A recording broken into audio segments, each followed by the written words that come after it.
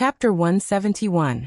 With the sound of gunshots and explosions, the big man in tights who was beating Colonel Road also decisively attacked Rog.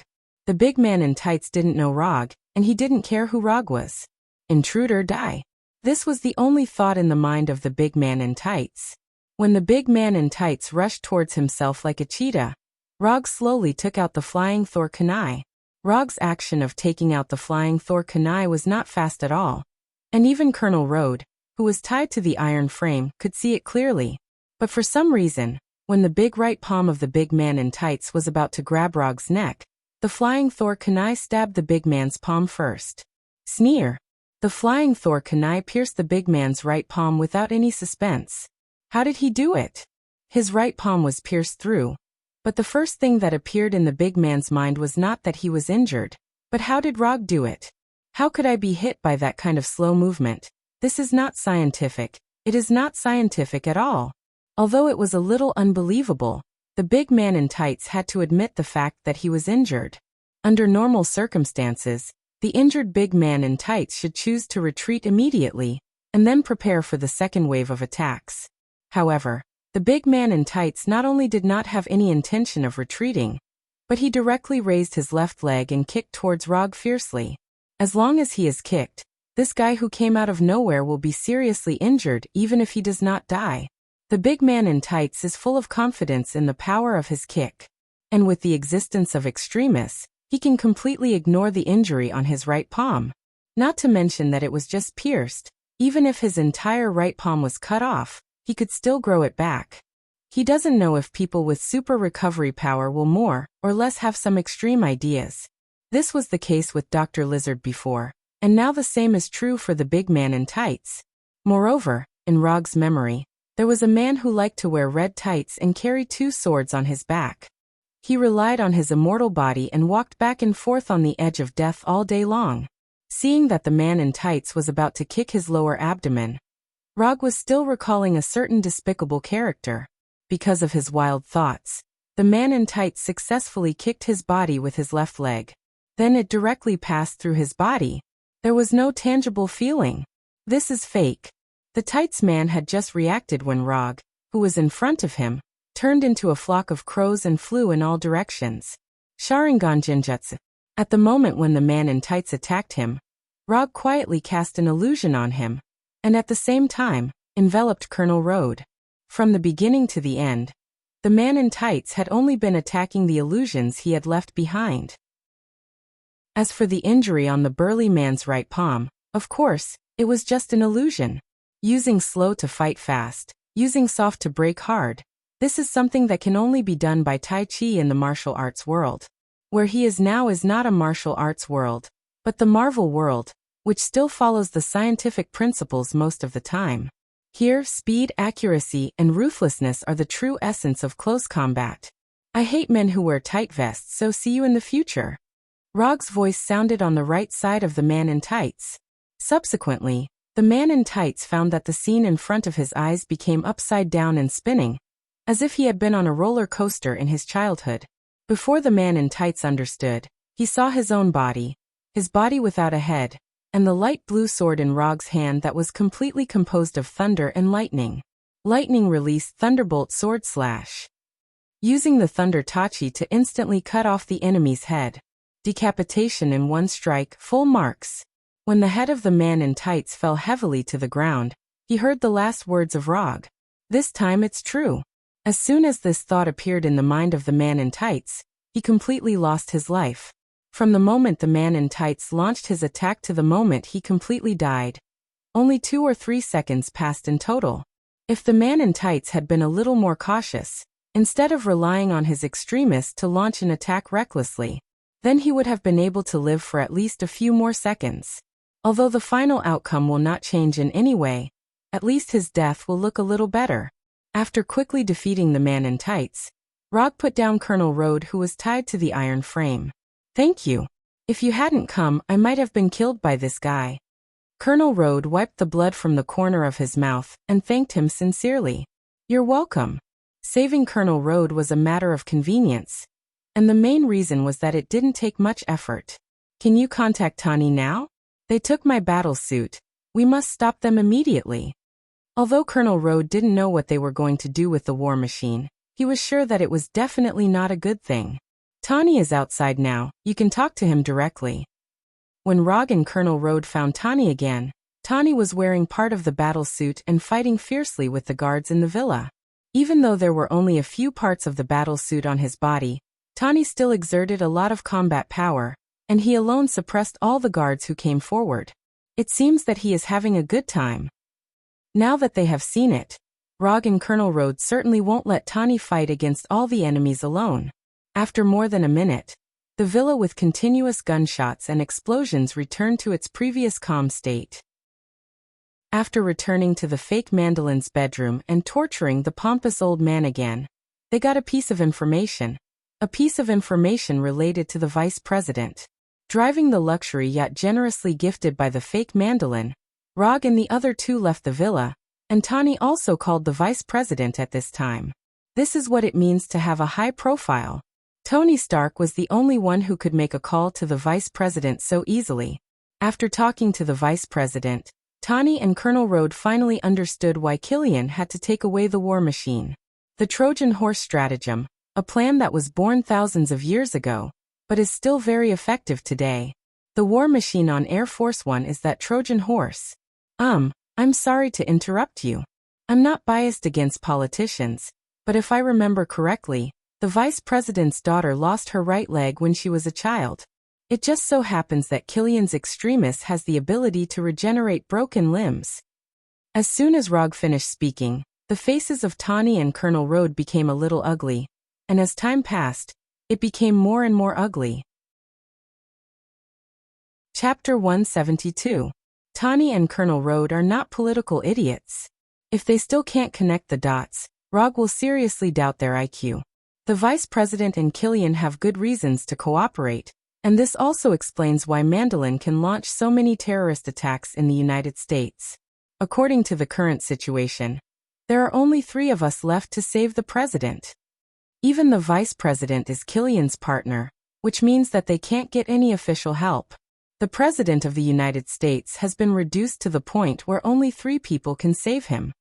He doesn't know if this is the misfortune of President Ellis or the honor of Rog and the other 2.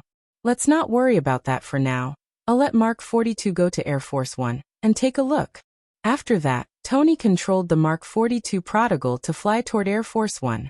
When Mark 42 set off, Tani and Colonel Road turned to look at Rog at the same time.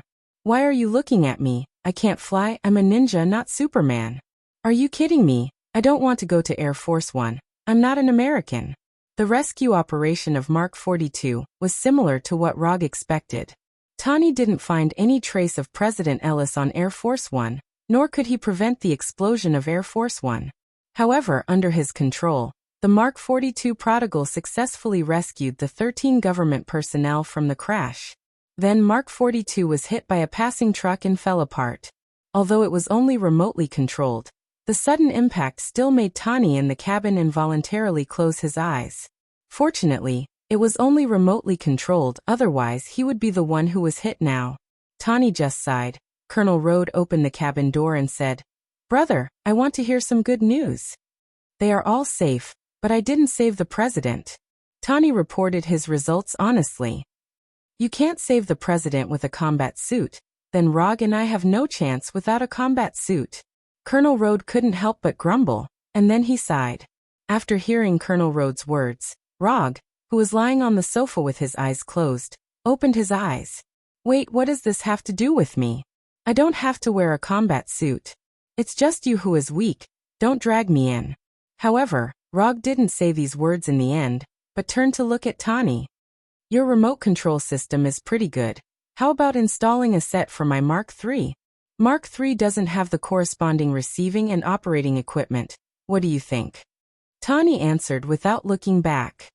"Then you can upgrade the Mark III in my hands. For example, change the energy system, weapon system, and operating system to the Mark 42.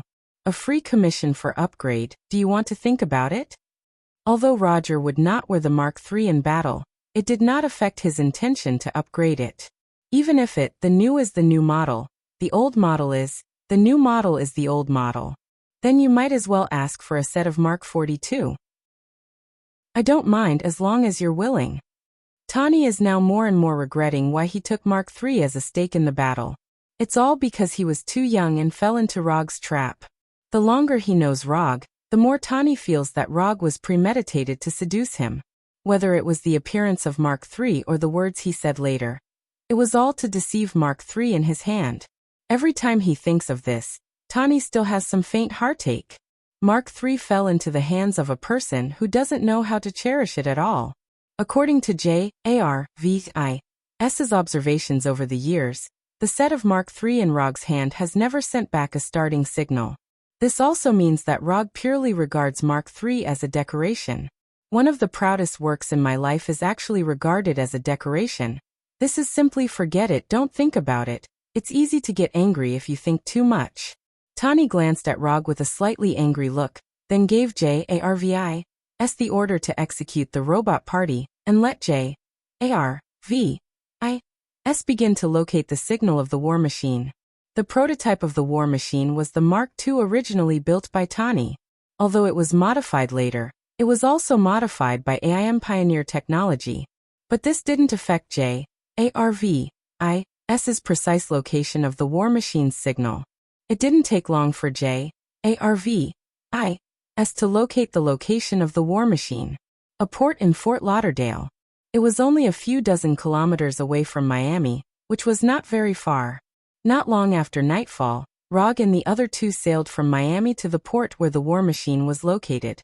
The president is now wearing the war machine and hanging above the oil tank. They are going to burn him to death. After moving forward secretly in the port for a while, Colonel Road was the first to discover President Ellis. A Viking-style funeral. A public execution. Tani immediately guessed Killian's intention. At this time, Tani was not wearing the latest Mark 42 armor. The Mark 42, which was knocked apart by the truck, was still trying to assemble itself. Yes, burned to death by oil. They are surrounded by their guards, and we can't sneak in quietly. After observing the surrounding situation, Colonel Rhodes said helplessly, "Have you forgotten that I'm a ninja? Infiltration is my specialty."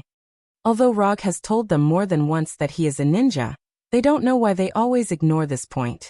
You know, he is the only serious ninja in the world who can use mysterious ninjutsu. Ninja? Sneak in? Colonel Rhodes and Tani looked at each other tacitly, then shook their heads at the same time. They don't know if other ninjas are good at sneaking, but Rog is definitely not the kind of ninja who is good at sneaking. And in their view, Rog is not a ninja at all. In order to prove my level of sneaking, and at the same time to correct your wrong ideas, I need to personally demonstrate what a ninja sneaking method is. As soon as the voice fell, Rog disappeared directly in front of them, leaving only a weak light blue current. In fact, whether Tani agrees or not, he will use his own way to sneak in. Because in this port he sensed a high-energy reaction signal that was so strong that it can't be ignored. "Kirian, I've finally found you." Just as Tani and Colonel Rhodes were looking for Rog's trace, a huge thunder suddenly sounded and instantly spread throughout the port. Right on lightning palm. Of course, it was Rog who made this amazing thunder sound, and in order to make this thunder sound strong enough, he used right on lightning palm to the extreme for the first time. Chapter 173. What is he doing? Is he crazy? Tani and Colonel Rhodes were used to big scenes, but Rog's operation still made them confused. Didn't he say he was going to sneak in? Didn't he say he was going to hide his whereabouts? What kind of sneak is this? What's the difference between this and knocking on the door? Looking at Rog, who pointed his palm directly at the night sky and continued to release lightning, Tani and Colonel Rhodes suddenly regretted working with Rog. But they soon discovered the benefits of Rog's amazing operation. There were originally a large number of guards gathered around President Ellis, guarding every corner and passage. But with Rog's grand entrance, the tight defense circle built by these guards had a lot of loopholes. As long as one wasn't deaf or blind, they could see Rog standing on the main road with lightning constantly released from his palm. The guards quickly adjusted their positions and aimed their guns at Rog on the main road. As long as Killian gave the order, the dozens of guards present could instantly turn Rog into a hornet's nest. Tani and Colonel Rhodes didn't speak. They silently looked at each other, then carefully walked toward President Ellis. Killian, don't hide, I know you're here. Come out and play. If you want to control everything behind the scenes, you can't be the real boss. Rog said as he walked, not caring about the guards at all, as if he didn't see the muzzles aimed at him at all. Although his voice wasn't very loud, he was sure that Killian could hear him. Just as he guessed, Killian was watching him through a surveillance screen in a room on the fishing platform. Looking at the completely unfamiliar face on the screen, Killian showed a puzzled expression. Who is this guy? Where did he come from? How did he know my plan? Although Killian didn't know Rog, he knew that Rog wasn't the kind of existence that could be dismissed at will. Rog's thunder palm just released left a very deep impression in his heart, and it also made him think of someone not to be trifled with. No, he couldn't be the masked man. The masked man had always been active in New York, and I had never provoked him. There weren't many people who could release lightning. Including the fact that he knew Tony Stark, the masked man was the only one who could do it. However, Killian still didn't think that Rog was the masked man in the Avengers. There was no three-tomo mask, no Kusanagi sword that released lightning, and no unreasonably large round fan. Most importantly, his eyes were completely different from the masked man's. Although Killian had no intention of provoking the masked man, it didn't mean that he would ignore his investigation. After pondering for a few minutes, Killian finally left the room and decided to meet Rog face to face. Just as Rog had said, he had always been hiding behind the scenes and had no way of becoming the real boss. Moreover, he also needed to prove to his subordinates his strength as the boss. After leaving the room, Killian came to a high-altitude corridor in front of Rog and looked down at Rog. Who are you? Killian didn't signal the guards to shoot, nor did he let the other desperados attack Rog. Instead, he asked for Rog's name. I'll know when you win. Rog didn't intend to reveal his identity. Although he didn't wear a mask to hide his identity, it didn't mean that he would tell Killian his name. In that case, go to hell. After saying that, Killian raised his right hand and waved it gently. After seeing his gesture, the guards who had already pointed their guns at Rog didn't hesitate and directly pulled the trigger. Bang bang bang bang bang, fierce gunshots sounded in an instant, and bullets flew toward Rog like a storm. Except for a few monsters with abnormal physiques, not many people could withstand so many bullets with their flesh. Rog's thunder palm was amazing, but no matter how you looked at it, his body didn't look like the kind of monster body that could withstand bullets. Rog indeed couldn't resist the bullet attack, but the problem was that he didn't have to resist these bullets at all, because these bullets had no possibility of hitting him at all. He didn't directly use the body flicker technique or fly Thor to avoid these bullets as he was good at in the past. Instead, he stayed in place and let the bullets fly toward him. Lightning release. Thundercoat protection. At the moment when the guards fired, Rog also used the only lightning release defensive ninjutsu he had developed.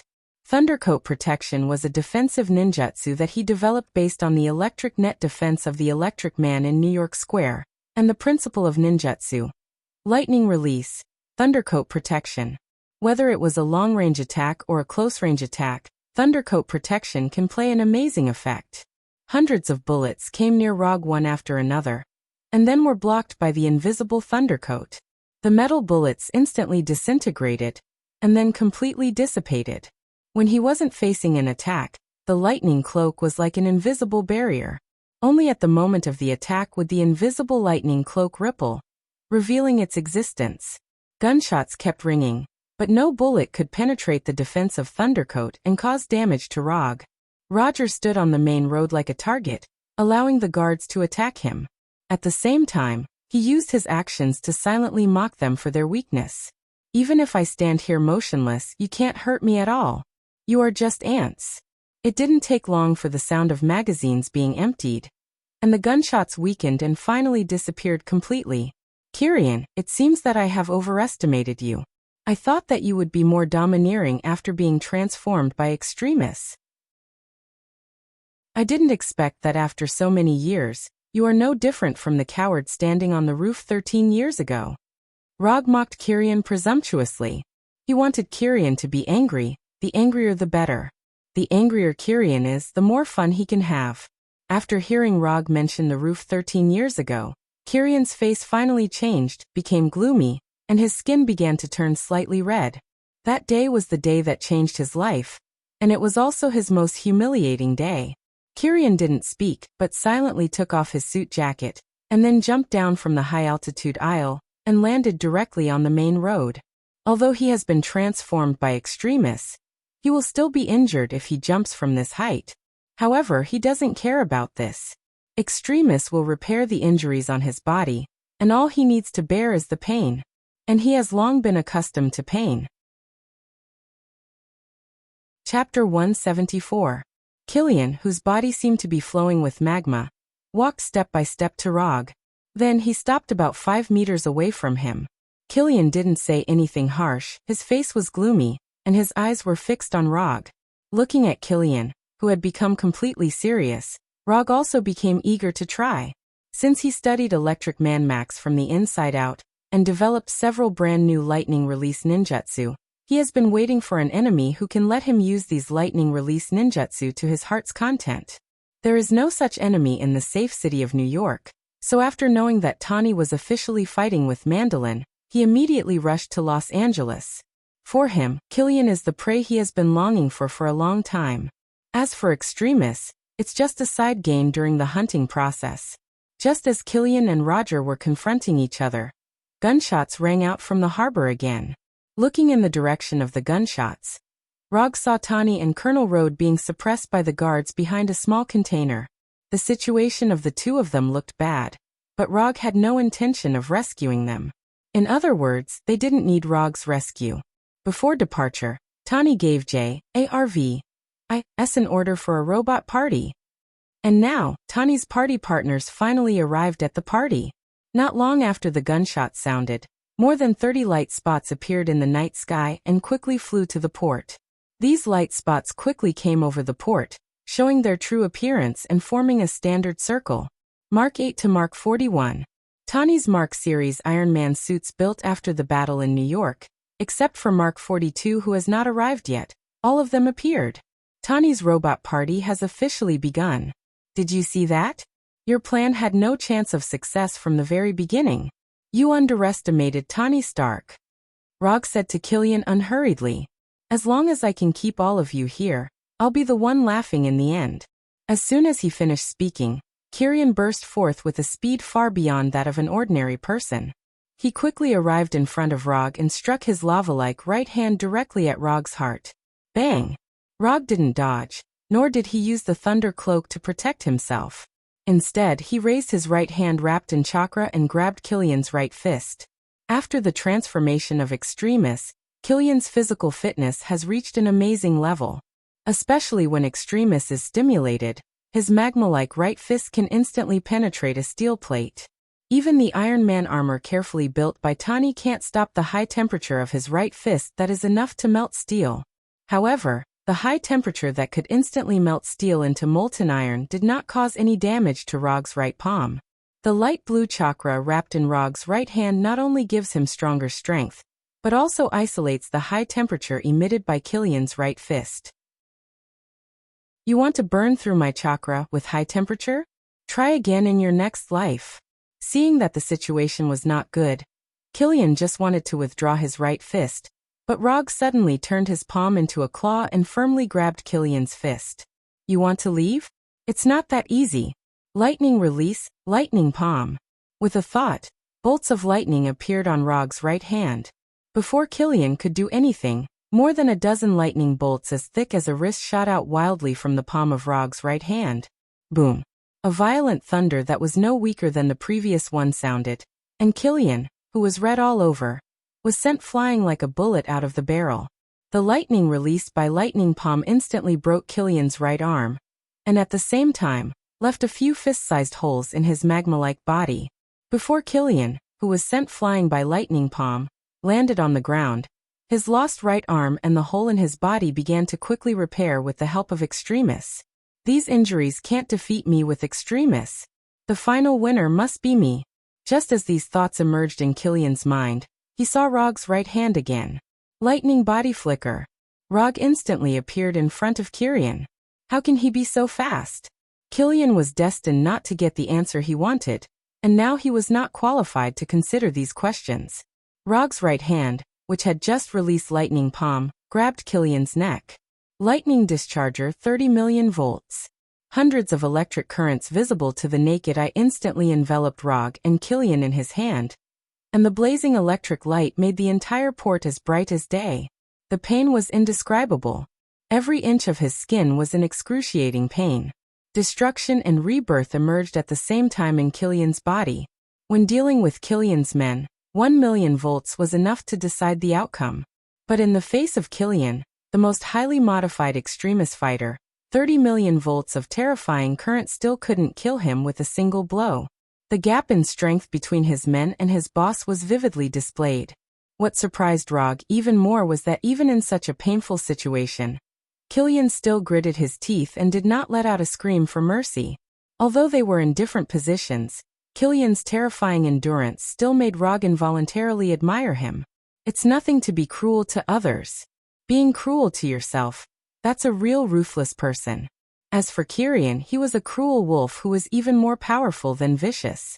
If their identities were reversed, Rog admitted that he couldn't do this. Even when intense pain filled his entire mind, Killian still did not give up his plan to fight back, and attacked Rog directly with his remaining left hand. Even if I die, I will bite off a piece of your flesh. Killian's determination is indeed very moving, but the gap is the gap. Lightning evasion. Lightning cloak protection.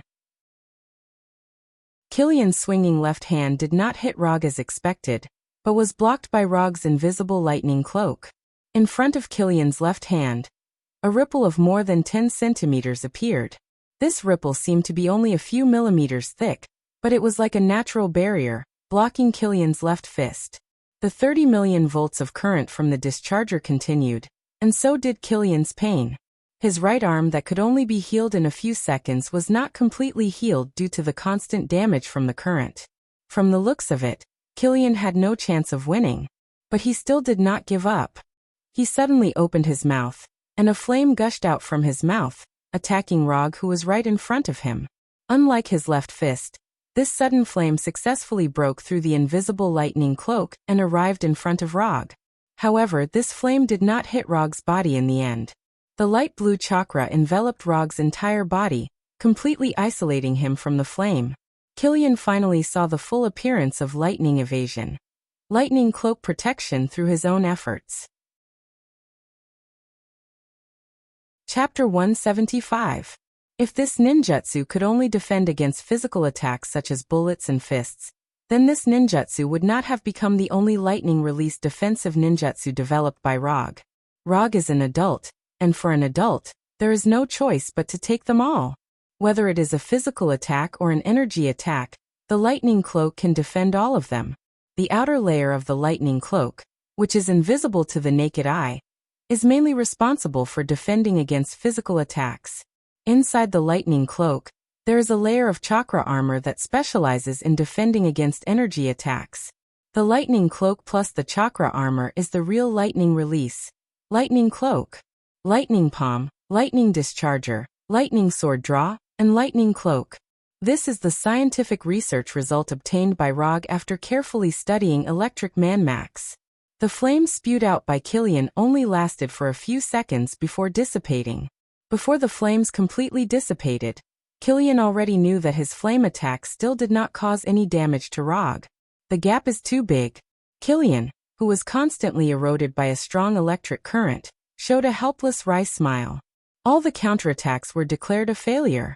Killian couldn't help but think of the night 13 years ago again. The night when everyone was celebrating while he tasted the pain alone on the roof. However, even in this desperate situation, Killian still has no intention of giving up. He still has one last trick.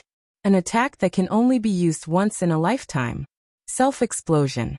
Pushing extremist to the extreme, overheating himself, thereby creating a terrifying self-explosion with a temperature as high as thousands of degrees. This kind of overload self-explosion was originally a flaw that extremists had not been completely perfected. But at this time, it became Killian's last trump card. Although he will definitely die after self-explosion. But now he obviously won't care about this. Instead of being electrocuted alive, It is better to take the initiative to self-destruct. At least in this way, he can die with more dignity. Rog noticed that Killian wanted to self-destruct. Just when he was considering whether to continue to increase the power of lightning discharger, or use lightning sword draw with his left hand to directly cut off Killian's head, Killian, who was grabbed by the neck by him, was suddenly bounced out by a powerful force. This sudden attack was not directed at Rog, but directly at Killian in his hand. However, what really surprised him was not the sudden appearance of this attack, but the power attribute of this attack. Is this gravity? Rog has never fought with an enemy who can control gravity, so he is not very sure whether this attack comes from gravity or not. Killian was sent flying by this attack that came out of nowhere.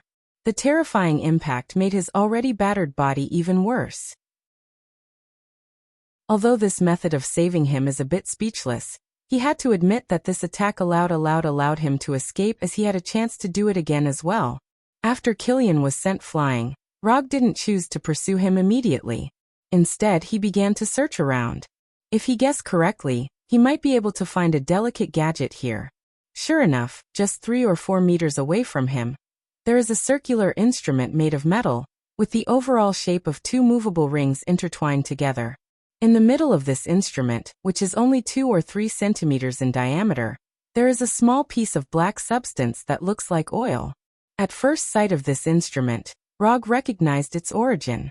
The small gravitational proton instrument was built by Ian Queen's Queen Group.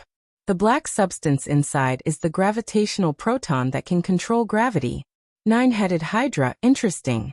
Since the last time he mentioned that he wanted the first item of 084, the obelisk, Hydra has never contacted him or appeared in front of him again. As a result, after disappearing for several months, Hydra emerged and stood on the opposite side of him. The ambitious Hydra will not let go of any opportunity to strengthen themselves, and Killian's extremis perfectly meets their requirements. While Rog was looking for the small gravitational proton instrument, Killian did not waste this rare opportunity. He dragged his body, which had not fully recovered, and walked towards the laboratory on the fishing platform without looking back. Killian didn't know who saved him, but he didn't have time to think about it now. When Rog silently put away the small gravitational proton instrument in his hand, Killian had already run to the door of the laboratory, and then disappeared from his sight.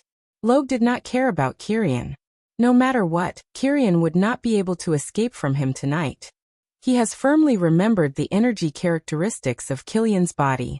Unless Killian can cast a portal like Kamartaj Sorcerer, he won't have any chance to leave. Although Hydra's people hid well enough and were careful enough when launching attacks, their caution was destined to be meaningless. Chakra perception. Rog instantly confirmed the location of everyone on the dock. Excluding Killian's men and Colonel Tawny Road, the rest are naturally Hydra's people.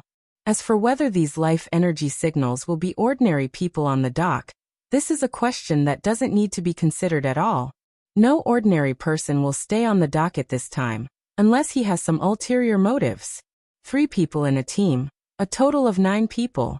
After determining the number and location of Hydra, Rog suddenly had a small plan. When dealing with Electric Man, he deliberately exchanged 2 ninjutsu for Symbol Seal and King Kong Seal from the system. But because of Electric Man's disappointment, he didn't use King Kong Seal. However, at this time, he suddenly had the idea of using King Kong Seal. There are a total of 9 people, so 9 chains are enough. With a thought, 9 golden chakra chains emerged from Rog's back, flying behind him like 9 tails. The number 9 has a different meaning for ninja. 9 symbolizes cheating and strength. When 9 thick chakra chains emerged from Rog's back, the 9 Hydra warriors hiding in the dark couldn't help but feel shocked, and a sense of danger immediately surged in their hearts. Before they set off, they knew that the people they were going to face this time were extremely dangerous and extremely ferocious. Once they were found, their chances of survival were infinitely close to 0. But even so, they still took the mission and came here without hesitation. Chapter 176. When it comes to brainwashing their subordinates, Hydra is definitely one of the best in the world. Even S.H.I.E.L.D., which has the name of a justice organization, is far inferior to Hydra in this regard. The last time Rog encountered such a loyal enemy was when his hand was still alive. Unfortunately, his hand was still gone in the end, and it was because of him. He didn't know which one was more thorough in brainwashing, the ninja of the hand or the Hydra agents. An idea suddenly popped up in Rog's mind as he manipulated the 9 tail-like chakra chains behind him. Although he didn't know where his thoughts were at this time, the 9 golden chakra chains attacked 9 enemies in 3 different directions like lightning. Judging from the strength of the 9 Hydra agents, using the King Kong blockade to deal with them would be a waste of chakra. However, Rog didn't care about this at all. I have a lot of chakra, I don't care, I'm happy to waste it. Second last amount of chakra is enough for him to waste it unscrupulously. Although squandering is shameful, it can bring pleasure. In the face of the lightning-fast chakra chains, the 9 Hydra agents did not have any intention of retreating. At the moment they accepted the task, they already knew their fate very clearly. Once they are discovered, they will die. They may not be able to change their fate of death, but they can make their deaths more meaningful. Since they have already been exposed, there is naturally no need to hide. The 9 Hydra agents picked up the weapons in their hands at the same time, and then decisively pulled the trigger. 6 automatic rifles took the lead in firing bullets, and the metal bullets flew towards the incoming chakra chains. Then 3 rocket launchers that looked like rocket launchers, but were more technologically advanced than rocket launchers also launched an attack towards Roger. 3 small gravitational proton instruments, driven by the silver-white barrels, flew towards Rog at a speed faster than the speed of sound. These Hydra agents witnessed the scene of Rog using Raijin to block the bullets in Killian's attack, but at this time, they still aimed their most powerful weapons at Rog himself, not the incoming chakra chains. The golden chakra chains are not easy to deal with at first glance, and attacking these chakra chains will not change the outcome of their death. Therefore, instead of attacking the chakra chains, it is better to put hope on the small gravitational proton instruments, and hope that these small but powerful gadgets can injure or directly kill Rog. As long as Rog is injured or killed, these chakra chains will naturally disappear. The way these Hydra agents responded was not wrong, but they underestimated Rog and overestimated the power of the small gravitational proton instruments. It took less than a second for these small gravitational proton instruments to fly in front of Rog, and then they were blocked by the invisible Raijin. The strong electric current quickly disintegrated the shape of the instrument, and 3 gorgeous ripples visible to the naked eye appeared on the left and right sides of Rog. While the Raijin disintegrated and blocked these gravitational proton instruments, these instruments also released a powerful impact force that was enough to knock out a heavy truck.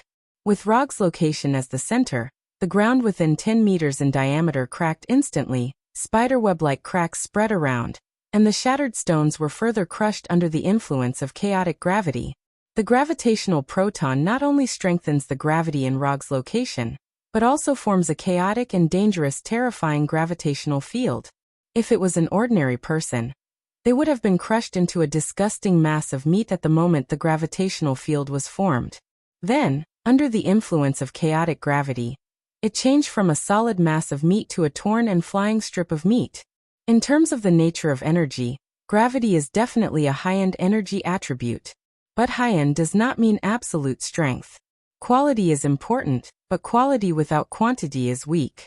With the 3 groups of gravitational proton that are not even as big as Rog's little finger, they want to break through his carefully developed Raijin. Don't be kidding. If the Raijin was so easy to break through, Rog would jump from the port now and swim back to New York. The terrifying and dangerous gravitational field only lasted for less than 10 seconds before dissipating on its own, leaving nothing but gravel on the ground. Although Roger didn't move from his spot, the 9 chakra chains were still carrying out his orders faithfully. The 9 Hydra agents didn't even wait for the gravitational field to disappear before their chests or necks were broken by the chakra chains. Hydra didn't expect the 9 agents to cause much damage to Rog at first. The only reason for their presence here may be to provide some help to Killian at the right time. If Hydra really intended to cooperate with Killian to eliminate Rog here, the people they sent would never be the only 9 ordinary agents who have not been strengthened. These 9 agents can bully ordinary people, but in front of Rog, they are still too weak, so weak that Rog is not even willing to take out his kunai. But anyway, they still paid the price of their lives so that Killian was qualified to live a little longer. Tawny and Colonel Rhodes are still fighting against Killian's men. Although there are only 2 of them, they are now the ones who have the upper hand. Tawny is even fighting 1 against 3, by constantly changing his Iron Man armor. He is fighting against 3 desperados at the same time, and he is also fighting very well. As for the unlucky President Ellis, he is still hanging high above the oil tank at this time. Colonel Rogg is quickly approaching President Ellis with the help of his Iron Man armor, trying to rescue him and retrieve his war machine. After roughly observing the situation of Tawny and Colonel Rhodes, Rogg looked at the laboratory on the fishing platform. After dealing with Killian, he can go home. It will be a good Christmas Eve. Just as Rogg was about to take out the flying Thor and fly directly to the laboratory, Killian, who had disappeared for a while, took the initiative to come out of the laboratory. It's still the same appearance as before. Except for the fact that his shirt has completely disappeared, Killian looks no different from before. If the change in size doesn't count. Killian's body was originally about the same size as Rogg, but now he is half a meter taller than Rogg. In addition to the skyrocketing height, his body has also become a lot thicker, and his muscular right arm is even thicker than Rogg's thigh. If his skin could turn green, then he would look like a small Hulk injected with extremis. Chapter 177. Second Enhancement? That's interesting. Although Rogg didn't witness what Killian did in the laboratory, it wasn't difficult to guess from his current appearance. The brief fight just now, or rather, the one-sided abuse, made Killian fully aware of the strength gap between the 2. If he wants to defeat Rogg, he must use some extraordinary means. As one of the co-developers of extremis, Killian knows very well what the consequences of injecting an overdose of extremis will be. But now he obviously doesn't care about this. I'm not even afraid of self-destruction. What else can I be afraid of? And things have developed to the present, and he has nothing to lose. Either he defeats Rogg and leaves here alive, or he loses and says goodbye to the world. Although our positions are different, I have to say that you are a respectable opponent. The injection of extremis is definitely not an easy thing to do. Looking at the people who self-destructed because they couldn't bear extremis, you can know that injecting this thing is not easy at all. When the body has reached its limit, he continued to perform a second injection and resisted it. Kieran's willpower alone was enough for Rogg to respect him. Respecting the opponent is respecting yourself. If we could have met earlier, maybe we could have become friends. There was a piercing pain in his body all the time, but Killian still said to Rogg as if nothing had happened. Yeah, but unfortunately there are not so many ifs in this world. As soon as his voice fell, Rogg entered the lightning release chakra mode. The second round officially begins now. Looking at Rogg, who was wrapped in a light blue chakra coat and was surrounded by white lightning, Killian did not hesitate and ran directly towards him. The second injection of extremis not only greatly changed Killian's figure, but also gave him strength, speed, and energy far beyond his previous strength. The energy intensity in his body is dozens of times stronger than before, and his overall strength has undergone a qualitative change. If he was like a small fire made of branches before, then now he is a towering tree drenched in oil and burning crazily. At his current burning speed, even if Rogg ignores him completely, he will directly exhaust all his energy and vitality in more than half an hour, and finally die of exhaustion. This half an hour is the peak state of Killian's life. Facing Killian, who was running wildly, Rogg did not retreat, nor did he dodge, but he also met him head-on. Sometimes a man's battle is a simple and rough one. Boom.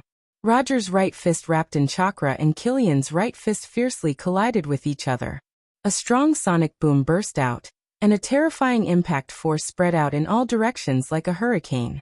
At the same time of the sonic boom, the ground where Rogg and Killian stood also instantly cracked, and the ground within 10 meters in diameter was instantly covered by spiderweb-like cracks.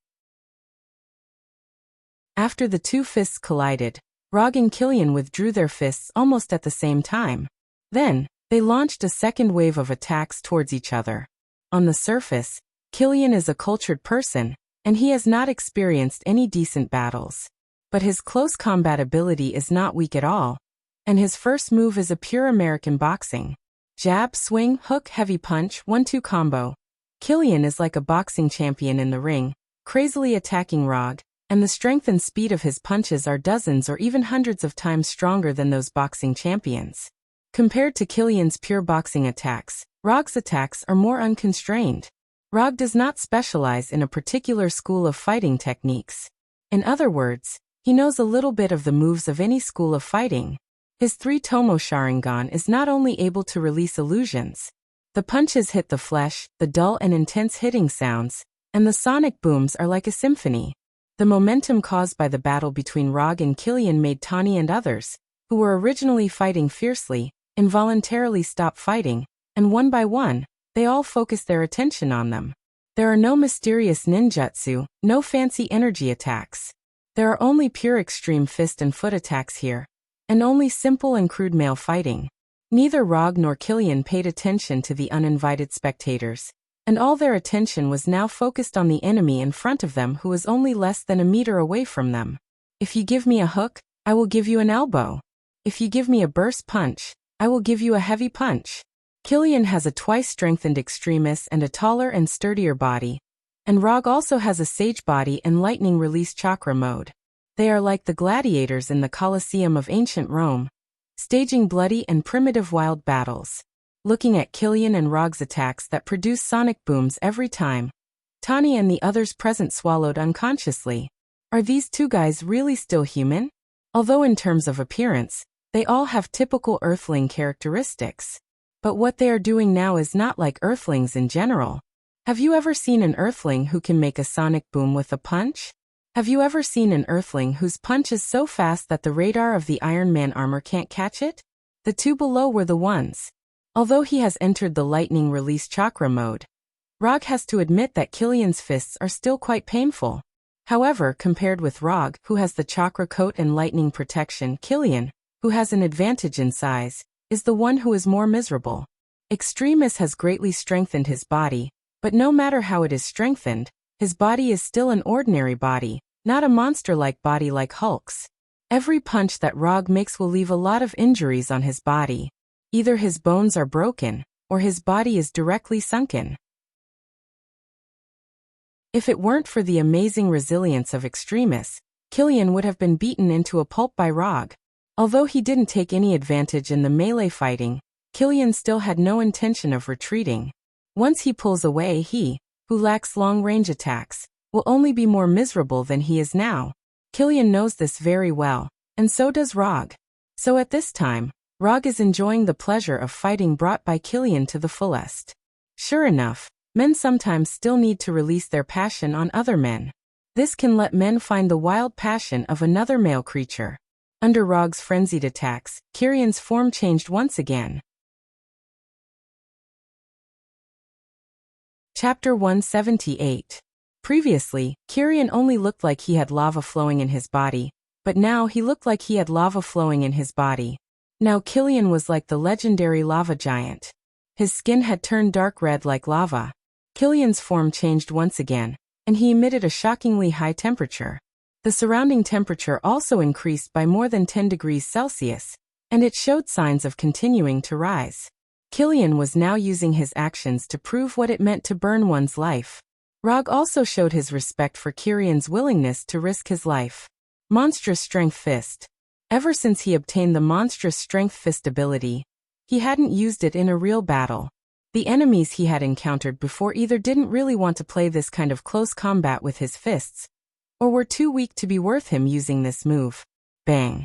Rog's right fist was like a heavy artillery shell fired from a main battle tank, and it fiercely hit Killian's chest. In an instant, a fist-sized dent appeared in Killian's chest, which looked like it was made of magma. His ribs also broke without any suspense. This monstrous strength fist, which could shatter a boulder, didn't send Killian flying, but it made him silently retreat a few steps. Your punch isn't strong enough. After taking Rog's monstrous strength fist head-on, Killian's face showed a crazy smile, and he said to Rog with a ferocious expression. As soon as his voice fell, Killian rushed in front of Rog, and his lava-like right fist directly hit Rog's head. Even if he was in lightning chakra mode, even if he had the body of an immortal, If Killian's fist hit his head, even if Rog wasn't seriously injured, he would have a severe concussion. Of course, the premise was that Killian's right fist could hit Rog's head. Rog didn't prepare to block Killian's fist, nor did he intend to retreat.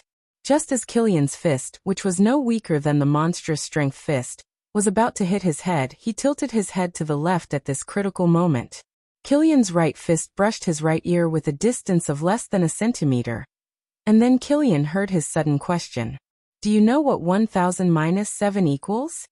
Of course, Killian knew what 1000 minus 7 equals. However, he didn't intend to answer Rog at all, but took this as a provocation from Rog. Just as Killian was about to cut off Rog's head with his right hand, he suddenly found that his right hand was firmly grasped by Rog. Rog's hands grabbed Killian's right forearm and upper arm respectively, and then his hands suddenly bent. Gotcha! The crisp sound of an elbow joint fracture sounded. To an ordinary person, having his right arm broken was probably an unbearable pain. But to Killian, this pain was nothing. What's more, extremists can repair. However, Killian still misjudged Rog's idea. Breaking Killian's arm was not Rog's real purpose. Just as Extremis was trying to repair the broken right arm, Rog's right hand that grabbed Killian's forearm suddenly exerted force and directly removed Killian's forearm. What is 1000 minus 7 equals? Rog pulled out Killian's forearm directly like pulling out the weeds in the garden, and continued to ask. Killian now has no idea what Rog is going to do. With Killian's silence, Rog's left hand that grabbed his upper arm suddenly exerted force and pulled his upper arm directly off. 1000 minus 7. What the hell is this guy going to do? This kind of injury is nothing to me. Even if his right forearm and upper arm were torn off one after another, Killian still didn't take it to heart. However, after seeing Rog's gaze like a wolf looking at a rabbit, Killian suddenly remembered something. Is he going to impossible? This is not his fighting style. Feeling that something was wrong, Killian instinctively wanted to retreat, but it was too late. Rog grabbed his left hand at some point. This guy is really going to do this. Killian didn't have time to withdraw his left hand, and the forearm of his left hand was pulled off by Rog violently. 1000 minus 7. Killian still didn't answer, so the upper arm of his left hand was also torn off. He's going to tear Killian apart. After seeing Rog tear off Killian's hands with great decisiveness, Tawny and Colonel Road had this amazing idea in their minds at the same time. Rog didn't intend to do this. However, when Killian waved his magma right fist towards him, he suddenly thought of an anime character. His left hand was also torn off, and Killian finally confirmed Rog's idea. Although it was a pity to lose his left hand, it also gave Killian a chance to retreat.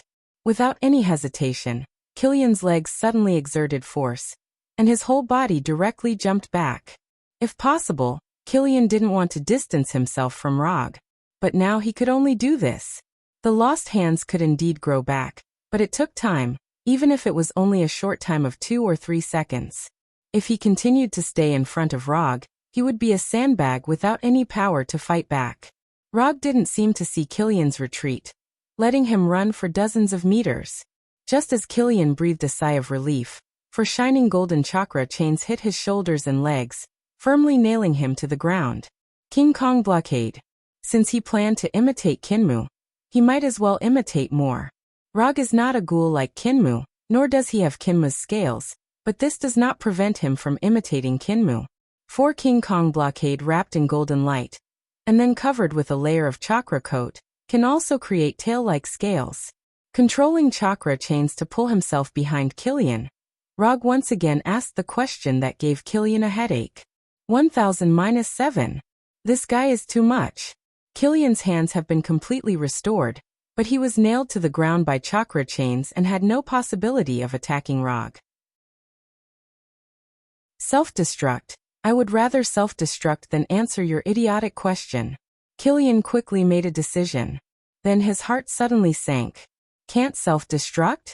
Having reached this point, Rog certainly won't let Killian self-destruct so easily.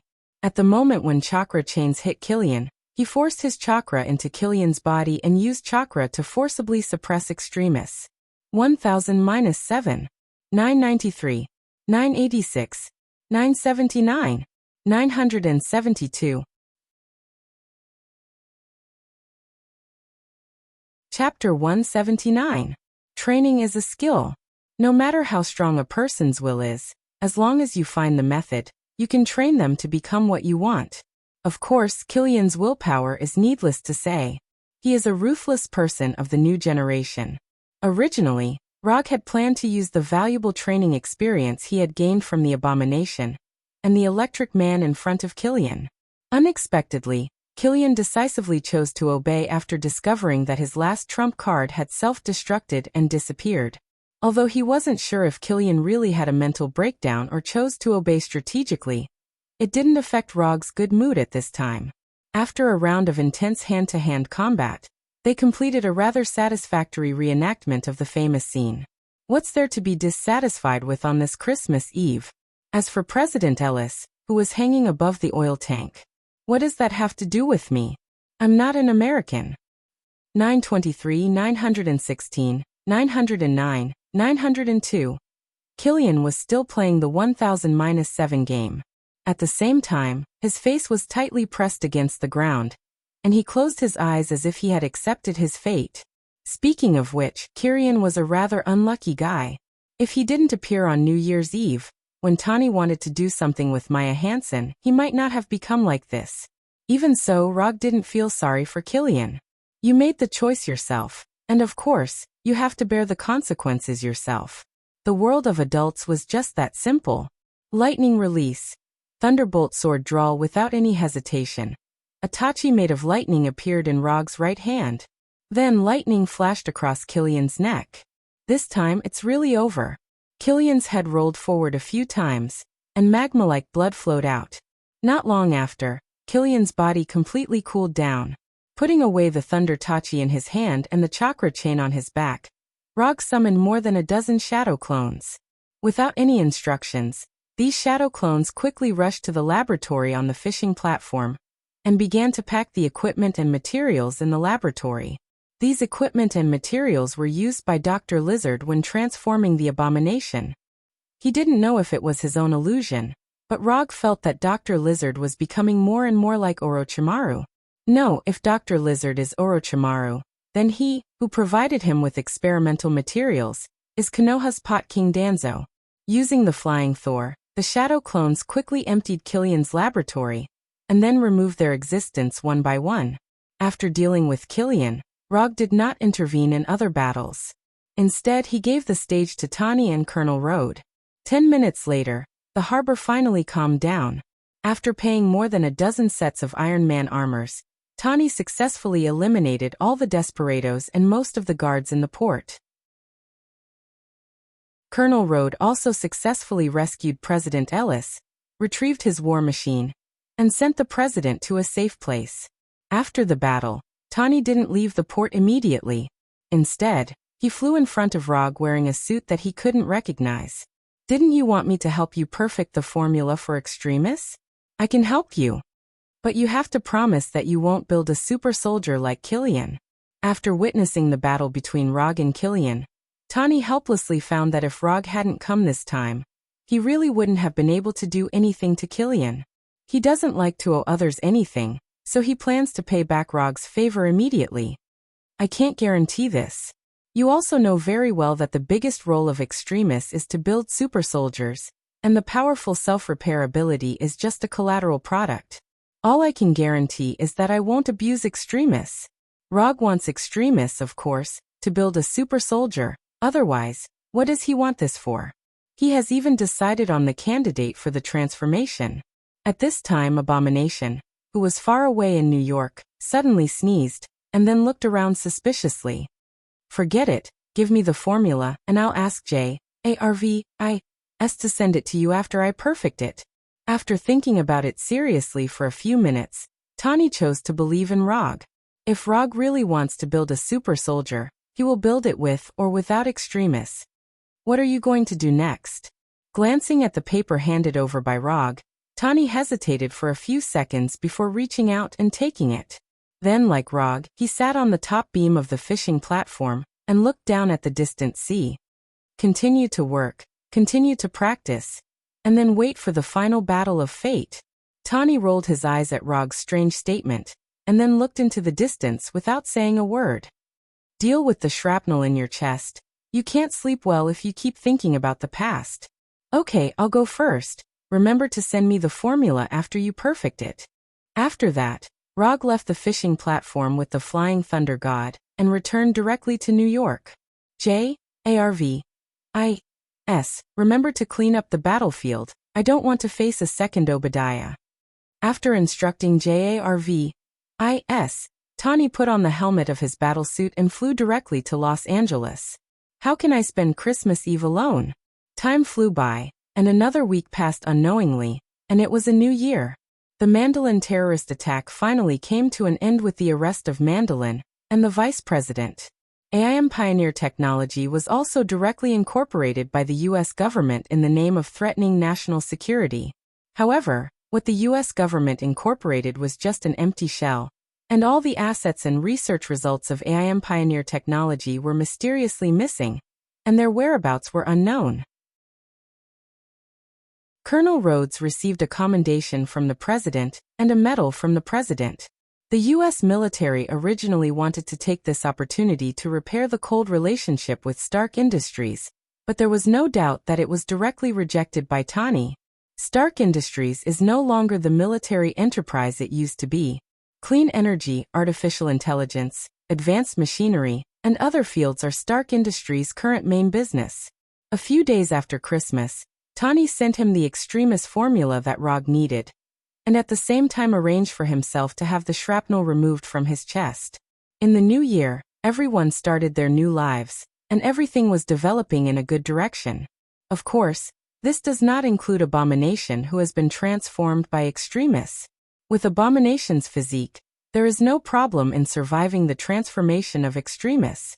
What's more, this is the formula that Tawny has perfected, and even if it fails, there will be no self-destruction. When Rog told Abomination that he didn't have to cooperate with Dr. Lizard's research for the time being, Abomination thought that he had received a long-lost New Year's gift. But he soon found that his idea was a little too naive.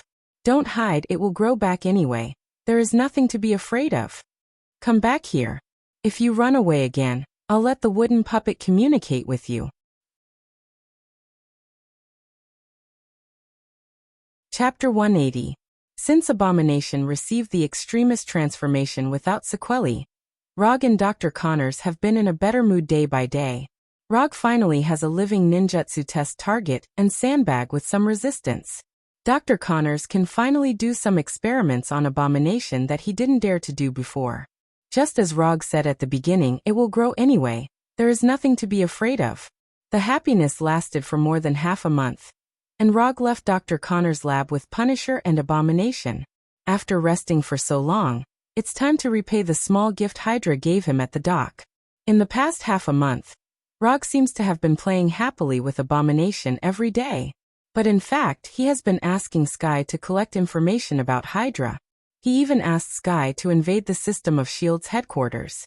If Rog really wants to tear into Hydra, there is actually a very simple way. That is to release the news that Alexander Pierce, John Garrett, Grandwater, and Brock Rum are all Hydra members. But he didn't do that. Although doing so can hurt Hydra greatly, it will also lead to a desperate and crazy counterattack from Hydra. If he was alone, he certainly wouldn't need to worry about this. But he is not alone now, and he needs to think about the people around him a little.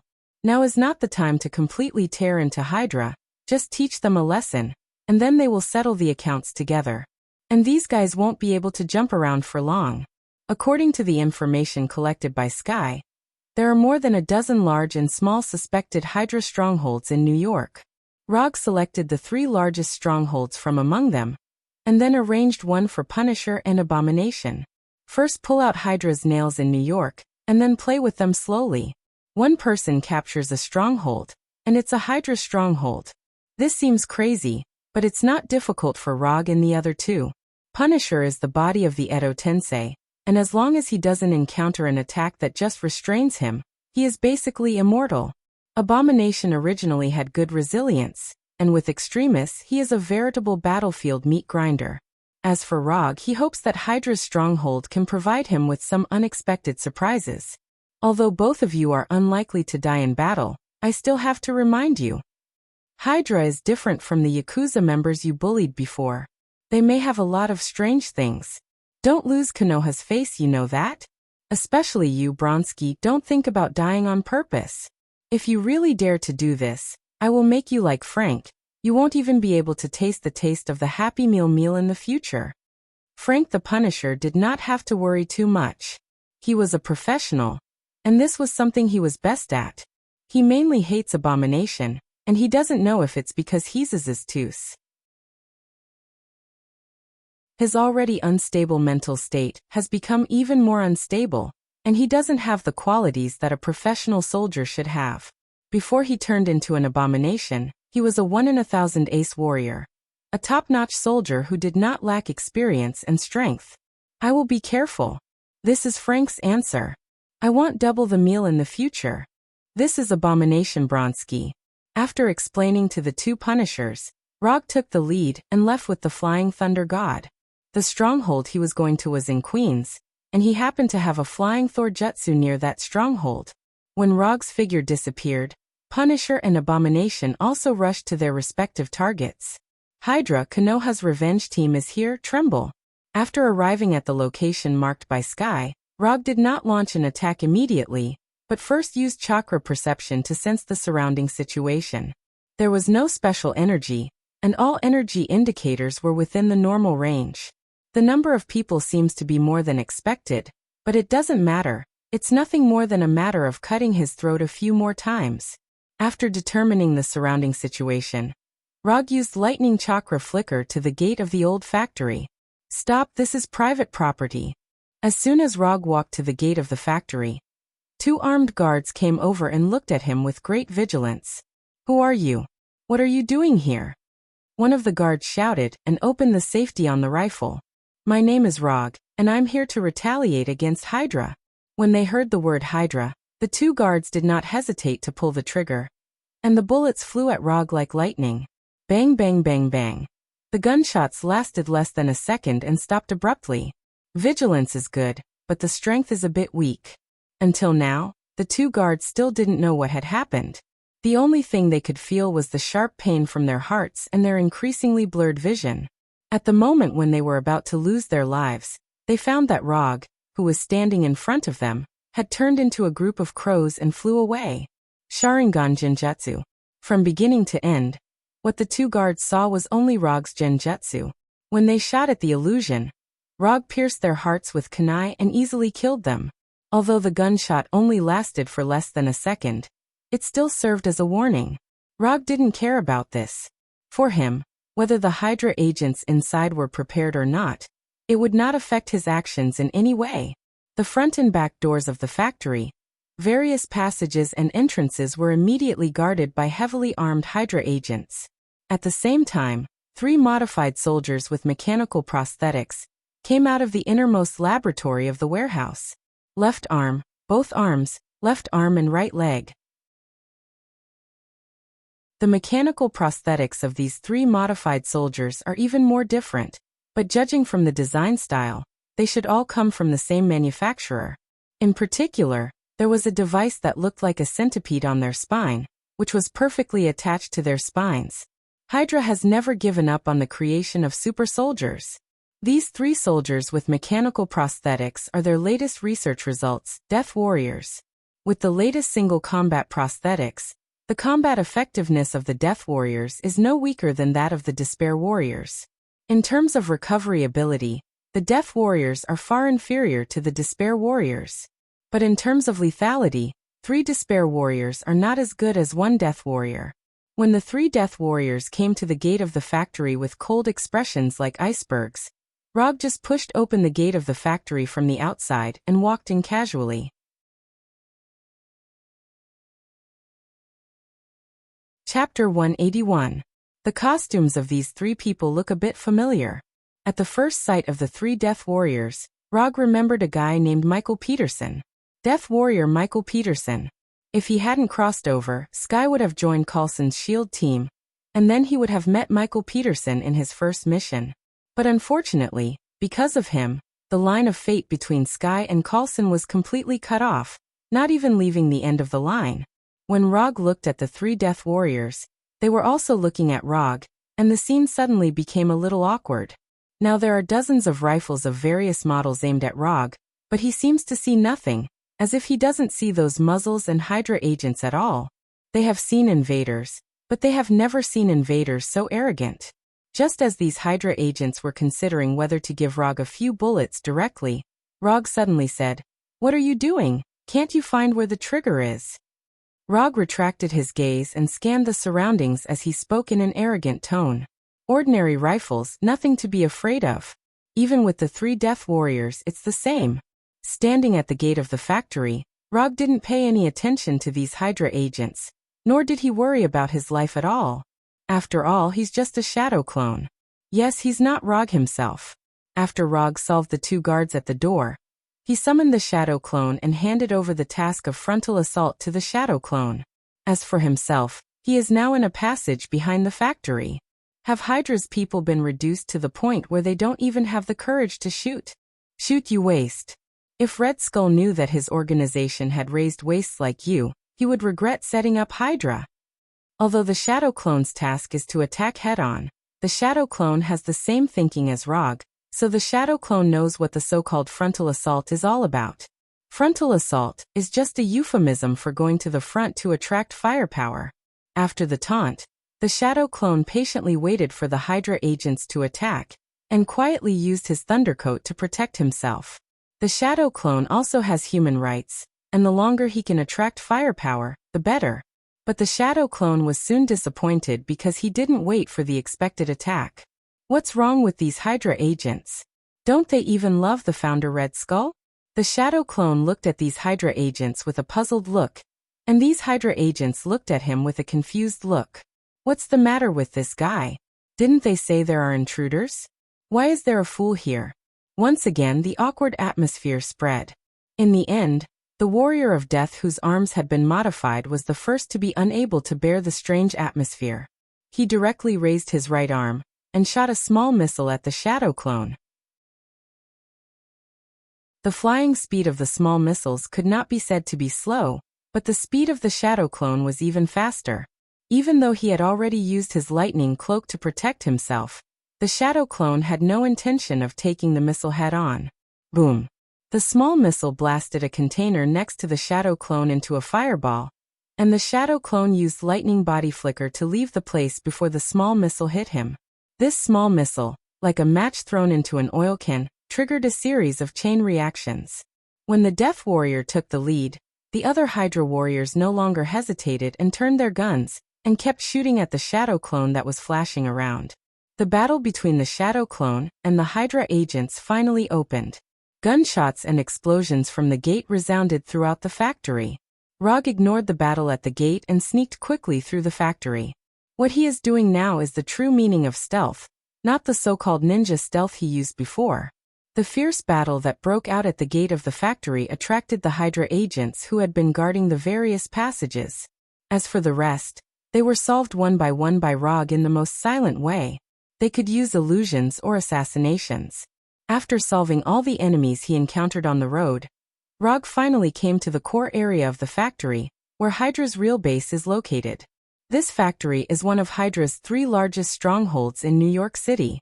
From the outside, this factory looked like an old factory. But in fact, the inside of the factory has been transformed extremely well, and the decoration is particularly high-end. If you only look at the decoration inside, even if you say that this is a luxury office building in Manhattan, people will believe it. Before entering the core area of the factory, Rog deliberately transformed into a Hydra agent and walked in calmly. Laboratory ignored. Reception room ignored. Armory ignored. A few minutes later, Rog finally saw the goal of his trip, the main control room in the base. There are more than a dozen Hydra staff members in the main control room. Some of them are monitoring the battle at the gate of the factory and issuing the latest instructions at any time. Some are constantly uploading data and seem to be doing some kind of backup work. Instead of attacking these people, Rog silently came to the corner of the main control room and then pretended to observe the big screen in the main control room. None of the staff in the main control room doubted Rog's identity. Except for a few staff members who turned to look at him when he first came in, The others didn't seem to notice his arrival at all. It's so easy to get in. I thought I had to use an illusion or something. Everything went so smoothly that it was unimaginable. Rog even wondered if he had come to the wrong place. Is this really Hydra's secret base? These people's vigilance is too low. Although it was unbelievable, Rog silently pulled out a hacking tool smaller than the knuckle of his little finger from his pocket. The reason why he came to the main control room of the base was to bring in this hacking tool specially set up by Sky. Then he simply stuck this little square thing on any computer or signal port in the main control room. Attack and destroy Hydra's 3 largest strongholds in New York. This is indeed the main content of the revenge operation.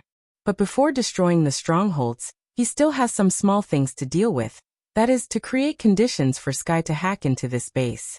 Sky's hacking skills are beyond doubt, but hackers are not omnipotent. For those networks that have no external network, even the top hackers can't hack into them out of thin air. In order to solve this problem, it is necessary to artificially create an external interface. Tawny did this on S.H.I.E.L.D.'s helicarrier, and a super agent who climbed the Burj Khalifa in Dubai did it. Chapter 182. After quietly installing the mini-hacking device, Rog first stayed in the main control room for a while, then left as if nothing had happened. From the moment he entered the main control room to the moment he left, the people in the main control room didn't have any suspicions about him. Do I have a hidden talent for espionage? Rog couldn't help but wonder if he had other talents that he hadn't discovered yet. His first espionage mission ended smoothly and satisfactorily. After installing the mini-hacking device, his mission was over. The remaining tasks were Sky's. Hack into the system, back up the data, and paralyze the system. After Sky completed these tasks, he could destroy the base to his heart's content. After leaving the main control room, Rog went directly to the armory in the base. Because of the shadow clone, the armory was now the busiest department in the entire base. People came to pick up weapons and ammunition one after another. After observing the corridor outside the armory, Rog couldn't help but be amazed by the variety of weapons in the armory. Not to mention the regular rifles and bombs, in this armory, there were even energy weapons that could be mass-produced. But Rog didn't know if it was his illusion, but he felt that these energy weapons were inexplicably similar to the weapons used by the Chitauri. And here, he also saw a small gravitational proton machine that had been weaponized, as well as a variety of high-tech weapons that he couldn't name. Looking at the variety of weapons, Rog even had the idea of robbing this armory. If it wasn't him but the Punisher here, he might have already gone up and robbed it. For a special person like the Punisher who only liked to play with guns, this armory was like heaven to him. However, at this moment, the brightly lit base suddenly fell into darkness. For a secret base like this, a power outage was impossible. Even if there was a problem with the main circuit, the backup circuit would be turned on immediately. So there was only one possibility for the power outage, and that was that Sky had completed his mission and gave a clear enough signal to act. Finally, it's time to begin. Rog directly deactivated the transformation technique and summoned the Kusanagi sword. Using the Kusanagi sword to clear the small monsters was much easier.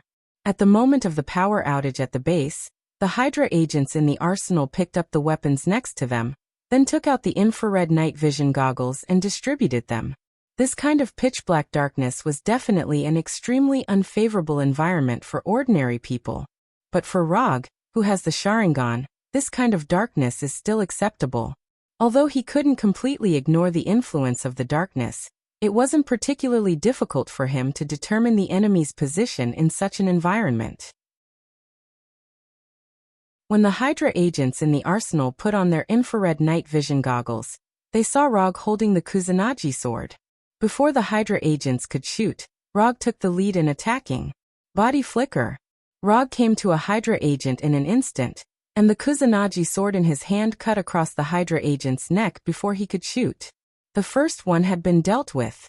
After killing the Hydra agent, he used the body flicker again and came behind the second target. It wasn't until then that the other Hydra agents found his trace and began to turn their muzzles. As soon as these Hydra agents pulled the trigger, He had already dealt with the second target and disappeared again. Bang bang bang bang bang. Fierce gunshots continued to sound, and the arsenal suddenly became very lively. Not only did the dense bullets not hit Rog, but the fire from the muzzle made it easier for him to determine the position of the target. A dark murder show without an audience was staged. Rog continued to appear around these Hydra agents like a ghost, killing them with incomparable efficiency. In less than a minute, the gunshots in the arsenal stopped. More than a dozen Hydra agents guarding the arsenal lined up to report to Hell, without even seeing Rog's appearance.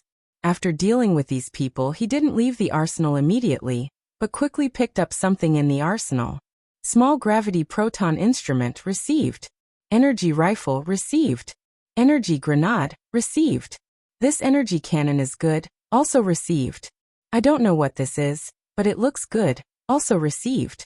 Rog was like a customer picking up a favorite product in a store, quickly sweeping through. After tossing all the messy stuff into the channeling scroll, he picked up a bag filled with timed explosives. 1 minute, no 10 seconds is enough. After setting the time, he threw a few in different directions in the arsenal, then picked up the bag and left the arsenal.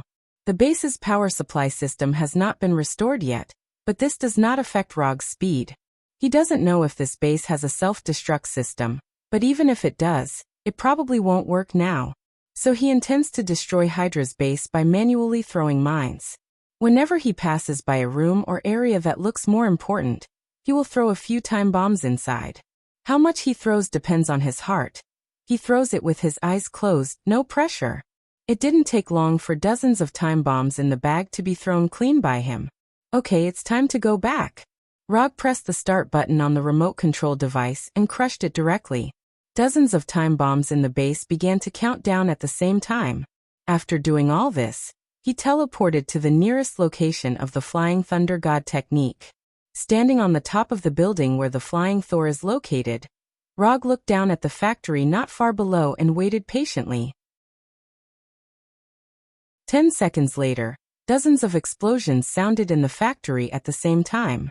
The power of the time bombs is not great, but when these time bombs exploded, a small mushroom cloud rose into the sky. Rumble! The strong shock wave directly destroyed the entire factory, and the buildings around the factory were also hit by the shock wave, with large and small cracks appearing.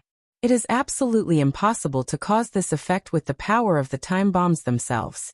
The reason for the mushroom cloud should be that the other bombs in the arsenal helped a lot. When the blast of the explosion began to dissipate, and the flying dust began to calm down, Rog once again came near the gate of the factory. There are still 3 relatively tenacious elite monsters here that need to be dealt with. Chapter 183. Of course, these 3 warriors of death are not the only ones who survived the explosion. It's just that among all the survivors, these 3 are the only ones who can interest Rog a little.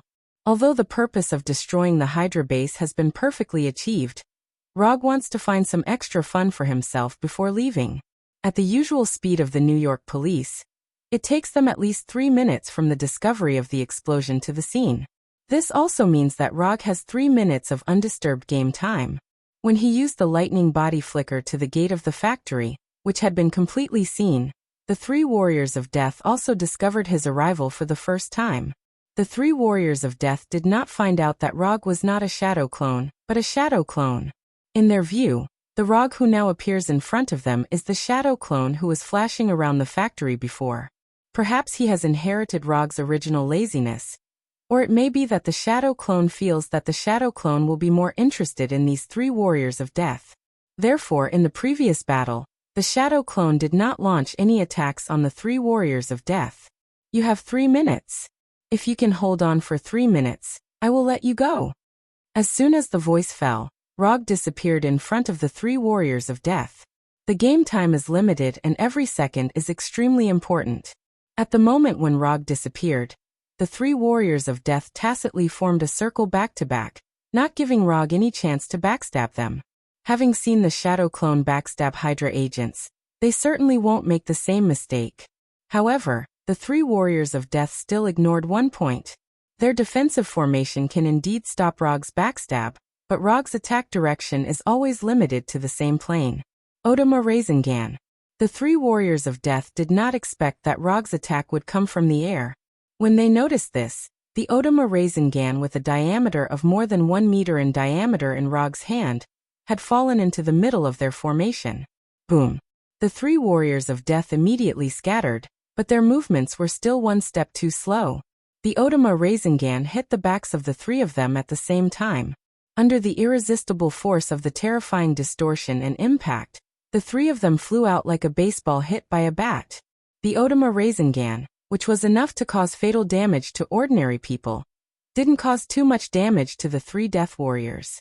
Their strengthened bodies saved them. Even so, the three death warriors still felt pain that they hadn't felt for a long time.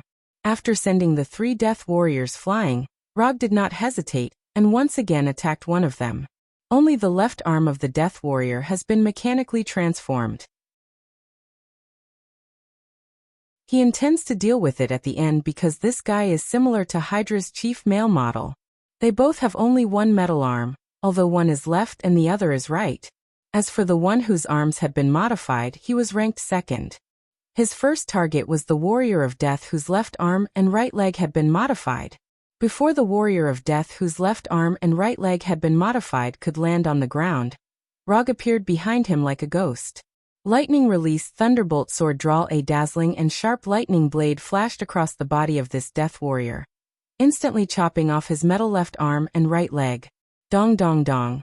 3 sounds of different sizes landing on the ground were heard. The warrior of death, who had lost his left arm and right leg, just struggled to sit up and Rog's Thunderbolt Tachi cut across his neck, completely ending his life.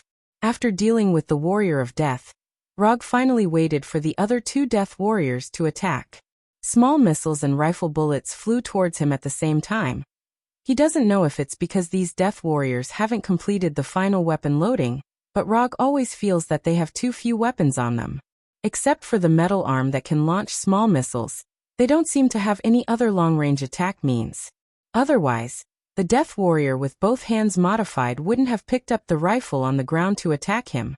Just as the small missile and rifle bullets were about to hit him, he used lightning body flicker again and disappeared. After avoiding the attack of the small missile and rifle, Rog didn't stop and attacked the warrior of death with both metal arms. As if realizing that he was being targeted, the warrior of death immediately threw away the rifle in his hand. The 2 metal arms formed fists, and the shape of the arms changed in an instant. Structural components popped out one by one, and then quickly reassembled. In the blink of an eye, the hands of the warrior of death turned into a giant barrel. A barrel that was 70 to 80% similar to a Gatling gun. He didn't know if the warrior of death randomly chose a direction, or he really found Rog's path. After the hands formed a giant barrel, he didn't even think about it, and fired the first shot. Zila.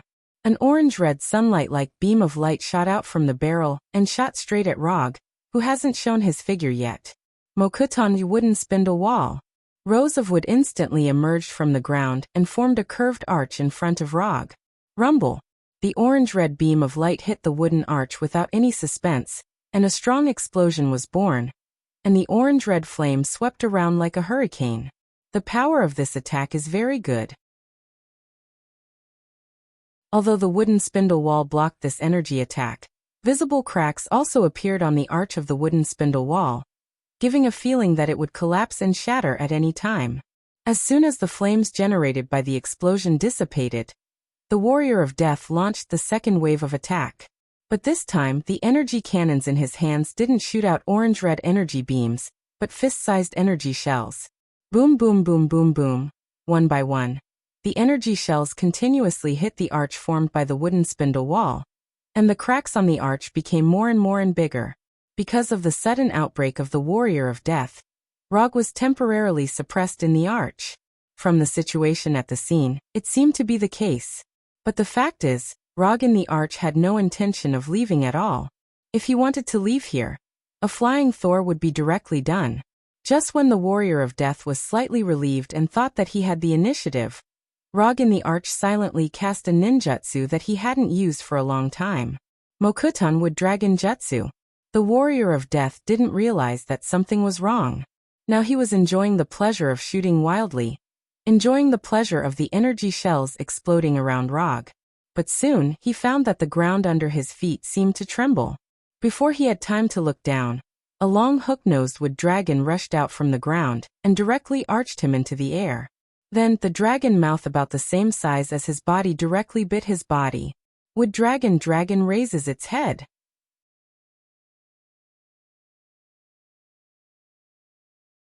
Chapter 184. The wood dragon, tens of meters long, rose into the air, and its huge mouth, covered with sharp dragon teeth, bit the death warrior who was also in the air.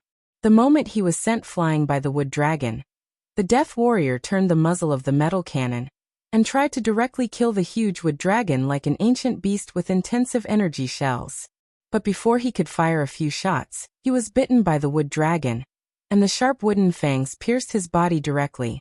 The tens of centimeter-long dragon teeth pierced his body directly, and bright red blood fell from the air like raindrops. The moment he was bitten by the wood dragon, the death warrior knew that he would not be able to leave here alive today anyway. But even so, he did not intend to resign himself to his fate and wait for death. He tried his best to move the muzzle of the cannon, hoping that he could launch one last attack on Logue before he died. Rog did not stop his actions and even took the initiative to keep the wood dragon stable, so that he would not aim at the wrong position. Just as the death warrior aimed at Rog with difficulty, and was about to fire the last shot of his life, he suddenly smiled helplessly. Insufficient energy, unable to fire. The previous crazy firing consumed a lot of energy, and the remaining energy was quietly absorbed by the wood dragon after it bit him. The metal cannon in his hand, which represents the highest craftsmanship of Hydra's energy weapons, is now a useless decoration. Hydra's engineers have worked hard, but they are not Tony Stark after all. They can't shrink the energy reactor and solve the capacity problem at the same time.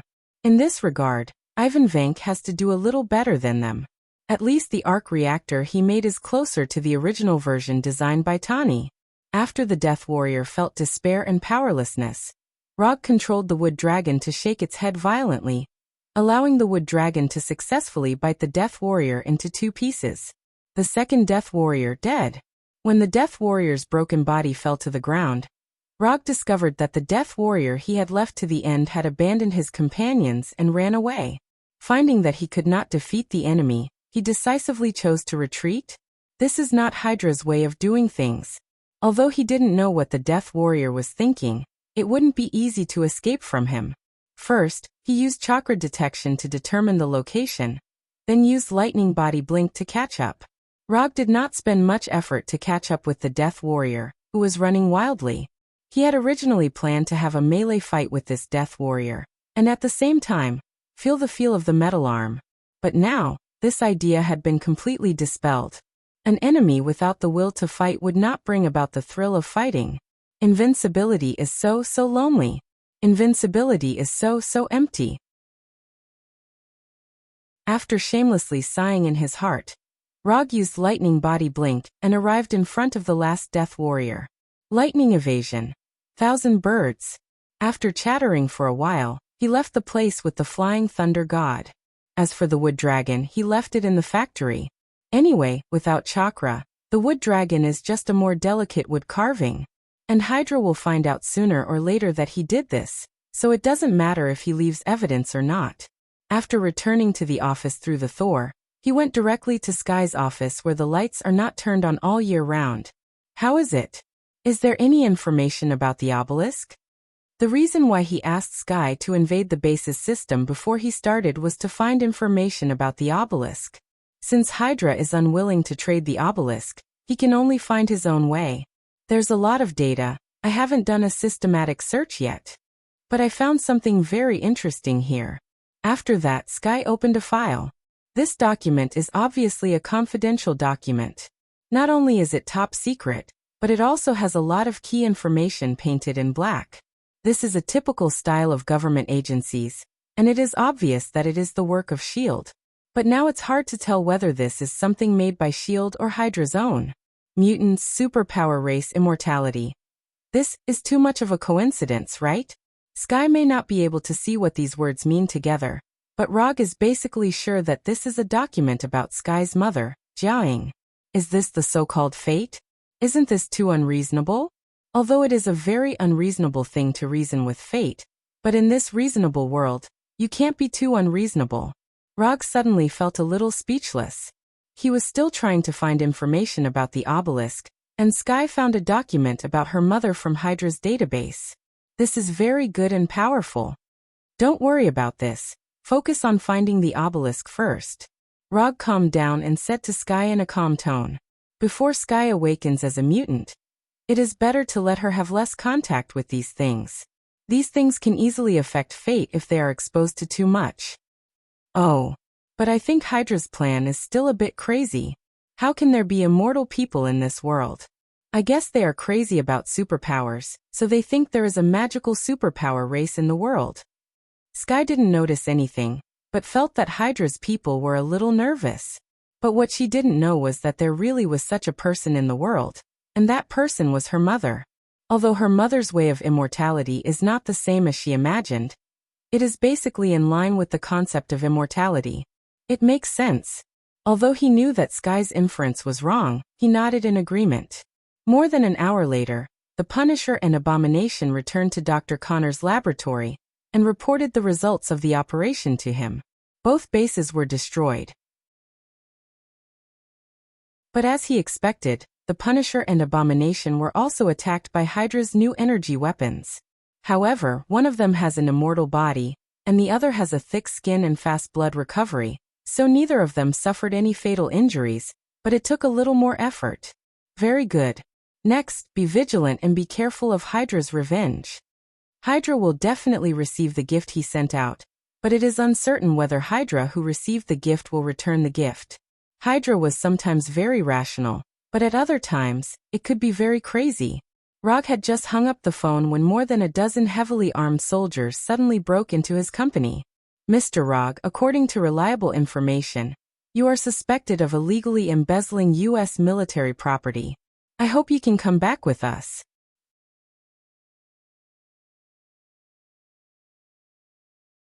Chapter 185.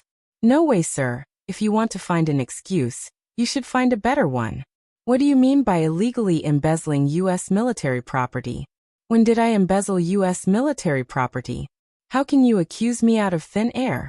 Although this was what he thought in his heart, Rog said something else. If I don't cooperate, are you going to take me away by force? More than a dozen heavily armed soldiers didn't look like they would politely invite him. Sir, I hope you can cooperate with our investigation. The leading officer didn't care about the dissatisfaction in Rog's tone, and said with a righteous face, "You are not qualified enough for me to cooperate with you. Do you understand, Lieutenant? Let your immediate superior do it. You are not qualified." After saying that, he returned to the office without looking back. They came to his door inexplicably, and then asked him to cooperate with the investigation. Rog didn't know who sent these soldiers, but he could guarantee that these soldiers would never dare to do anything here. For ordinary people who don't know the truth, he is at most an entrepreneur with a little money. But for those who have a certain status and channels, it is no secret that he is the masked man. Rog's behavior of ignoring them made more than a dozen soldiers present feel uncomfortable. Several soldiers even silently turned on the safety of their rifles. However, their actions were quickly stopped by the first lieutenant. "Don't cause trouble for me, pack up, let's go." The lieutenant was also very upset, but he also didn't dare to do anything here. The order he received was to ask Rog to go back for investigation, not to arrest Rog for investigation. These soldiers eventually left the company with gloomy faces and in a bad mood. More than 10 minutes later, an unfamiliar number called directly to the landline in Rog's office. "Rog, this is Thaddeus Ross. We met at Culver University." The caller was none other than General Ross. After Banner became a member of the Avengers, General Ross' plan to capture Hulk came to an end. In addition, he hated the bad influence that Bronsky had caused in New York, so he was directly transferred from his original position and became an idle general. Although he spent most of his life in the army, when he began to develop the role of a politician, he showed shocking skills. After a series of political transactions and operations, not only did he successfully return, But he also jumped from a big shot in the military to the Secretary of State. I remember you, General Ross. Your daughter, Betty, once came to me for a mission. Long story short, I have a plan now, and I'm sure you'll be interested. If it's convenient for you, I hope you can come to Washington, and we can talk in person. Even though he had become a politician, General Ross still maintained the fierce style of a soldier, and did not speak nonsense. General Ross personally invited me, so I have to give him face. Although he didn't know what General Ross was going to do, Rog didn't mind talking to him face to face. I've already retired from the military. I'm now the Secretary of State. After that, Secretary Ross hung up the phone. He was actually promoted. What a lucky old man. More than 2 hours later, Rog arrived at Washington by military transport plane, and then came to Secretary of State Ross' private manor under the protection of a team of U.S. Army Special Forces. In the garden of the manor, Rog saw Secretary of State Ross in a casual suit. Sit anywhere. After throwing the frisbee in his hand, Secretary of State Ross came to Rog and sat down casually. Before the frisbee in the distance landed, it was bitten by a golden retriever in good condition. And then it trotted all the way back to Secretary of State Ross, wagging its tail, waiting for its owner's reward. After retiring from the Army, this is the only fun left. Cigars from Miami. Would you like one? Secretary of State Ross took out a cigar from the cigar box and said, No need.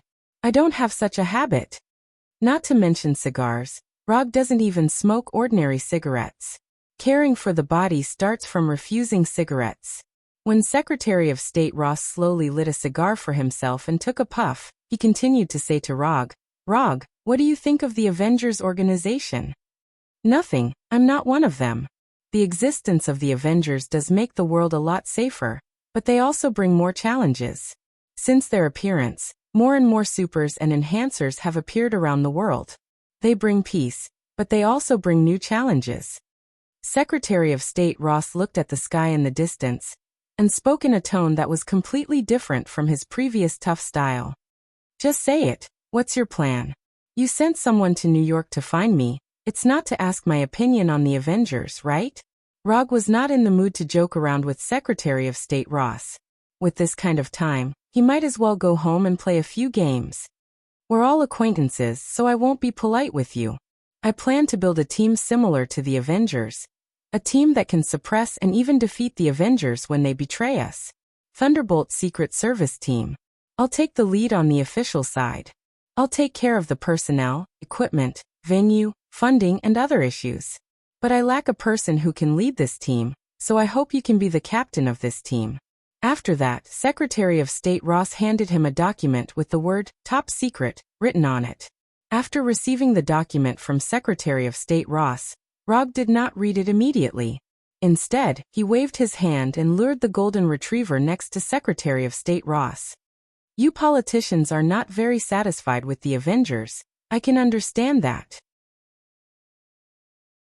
However, I don't know where you get the confidence to think that I will be like them, obedient to you and beg for mercy. Rog stroked the head of the golden retriever and spoke in a calm tone, but it released a strong sense of oppression. What kind of joke is this? I don't even want to join the Avengers, and you want me to join the Thunderbolt Secret Service team? Have you lost your mind from smoking cigars? Can you release the clip first? Secretary of State Ross did not directly answer Rog's question. Instead, he asked Rog to release the golden retriever. It's called a clip? That's a good name.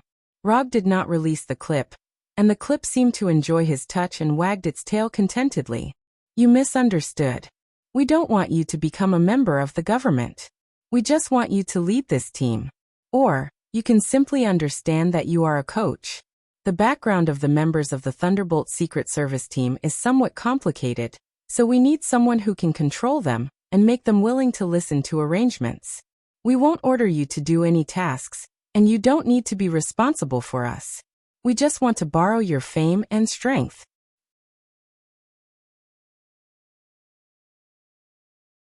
Chapter 186. This sounds more like a mascot. Even if I don't mind being your mascot, what benefits can you give me?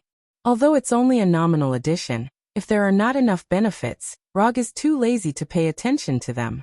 It's still the same sentence. With that kind of time, he might as well go back and play a few more games, or learn more fighting skills with Gavin. Is the latest game not good enough, or Gavin is not fun anymore? $500 million a year, plus equipment worth $500 million.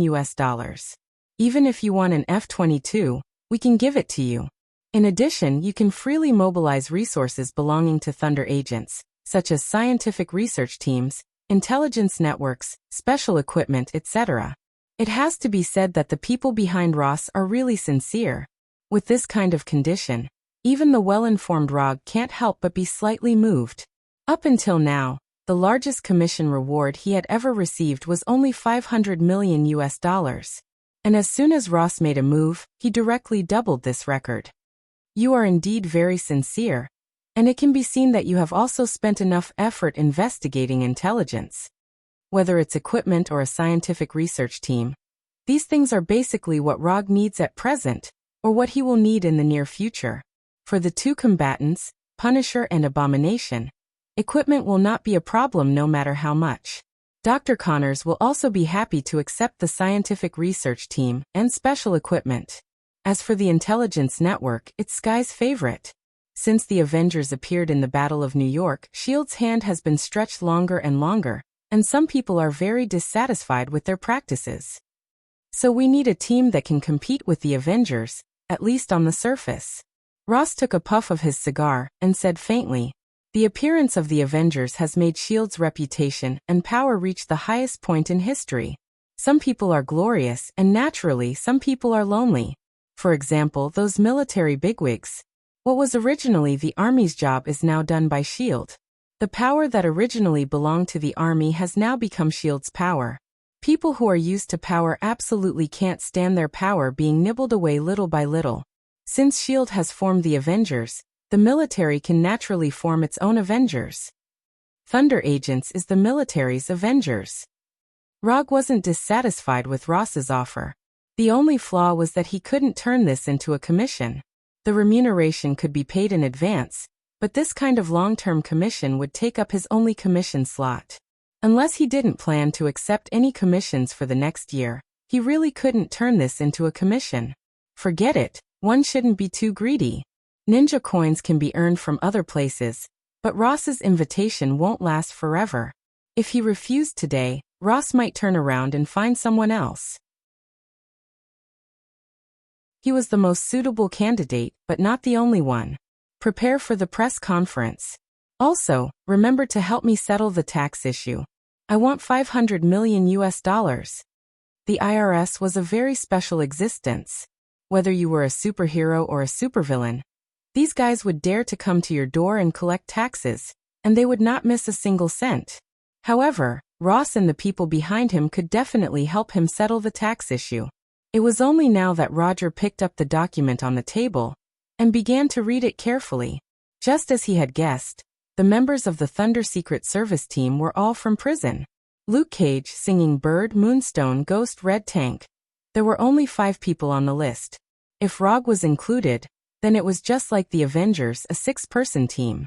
However, compared with the Avengers, the members of the Thunder Secret Service team were not as impressive just by looking at their titles. If Rog didn't join, it was estimated that few people would think that this team could compete with the Avengers. Luke Cage, no title, black male, has received experimental transformation of a super soldier, invulnerable, and has extraordinary strength. Singing Bird, Melissa Gold, white female, has the ability to control sound waves.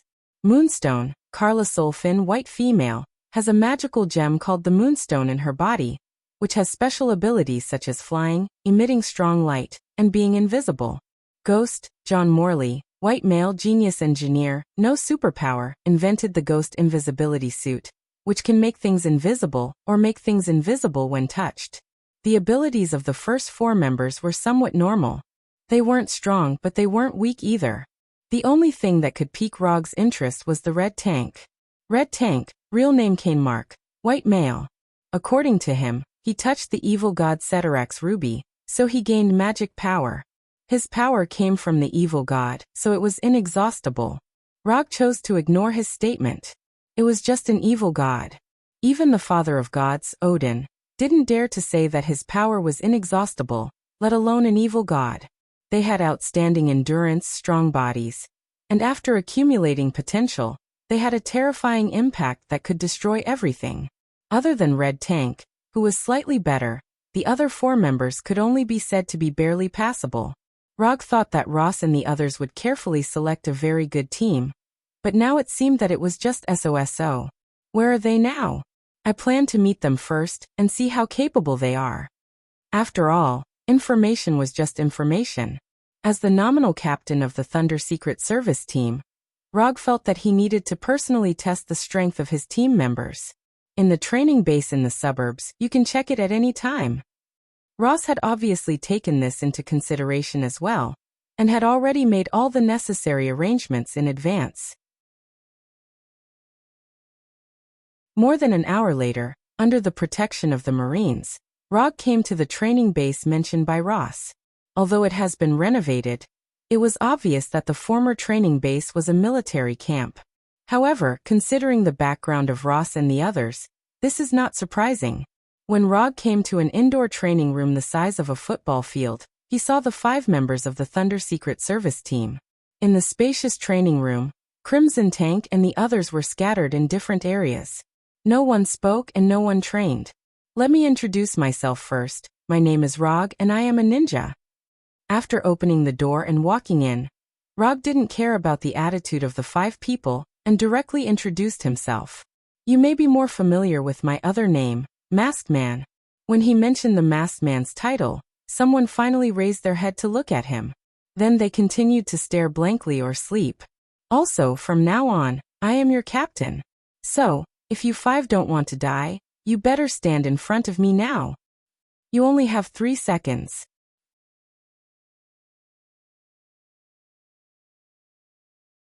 Chapter 187. For Rog's warning, Red Tank and the others certainly didn't pay attention to it. Nominally, they are now a member of the Thunderbolt agents. But in fact they are still criminals, a group of criminals with special abilities. And the typical characteristic of criminals is that they don't obey the rules. What's more, in their view, Rog is far from the rules. Rog wasn't surprised by their reaction, and he didn't expect Red Tank and the others to obey his orders. Or rather, if they really came over obediently, he would be surprised. There is only one reason why he said those words just now, and that is he needs a slightly better reason to make a move. What if the team members don't obey the command? Just beat them up. If one beating isn't enough, then beat them a few more times. In this regard, Rog has rich experience in physical education. They are all guys with character. Not bad, I like it. Because of this, it will be more enjoyable when fighting. As soon as his voice fell, Rog's figure disappeared, leaving only a faint silver-white current in the place where he stood. Lightning body flicker. In just a moment, Rog came in front of Luke Cage, and the Rasengan in his right hand directly hit Luke Cage's chest. Invulnerable. This father is invulnerable. Luke Cage didn't react at all. When the Rasengan hit his chest, his consciousness returned from his small world to reality. Boom. Luke Cage felt as if he had been hit by a tank moving at full speed. His entire body was sent flying like a spinning cannonball.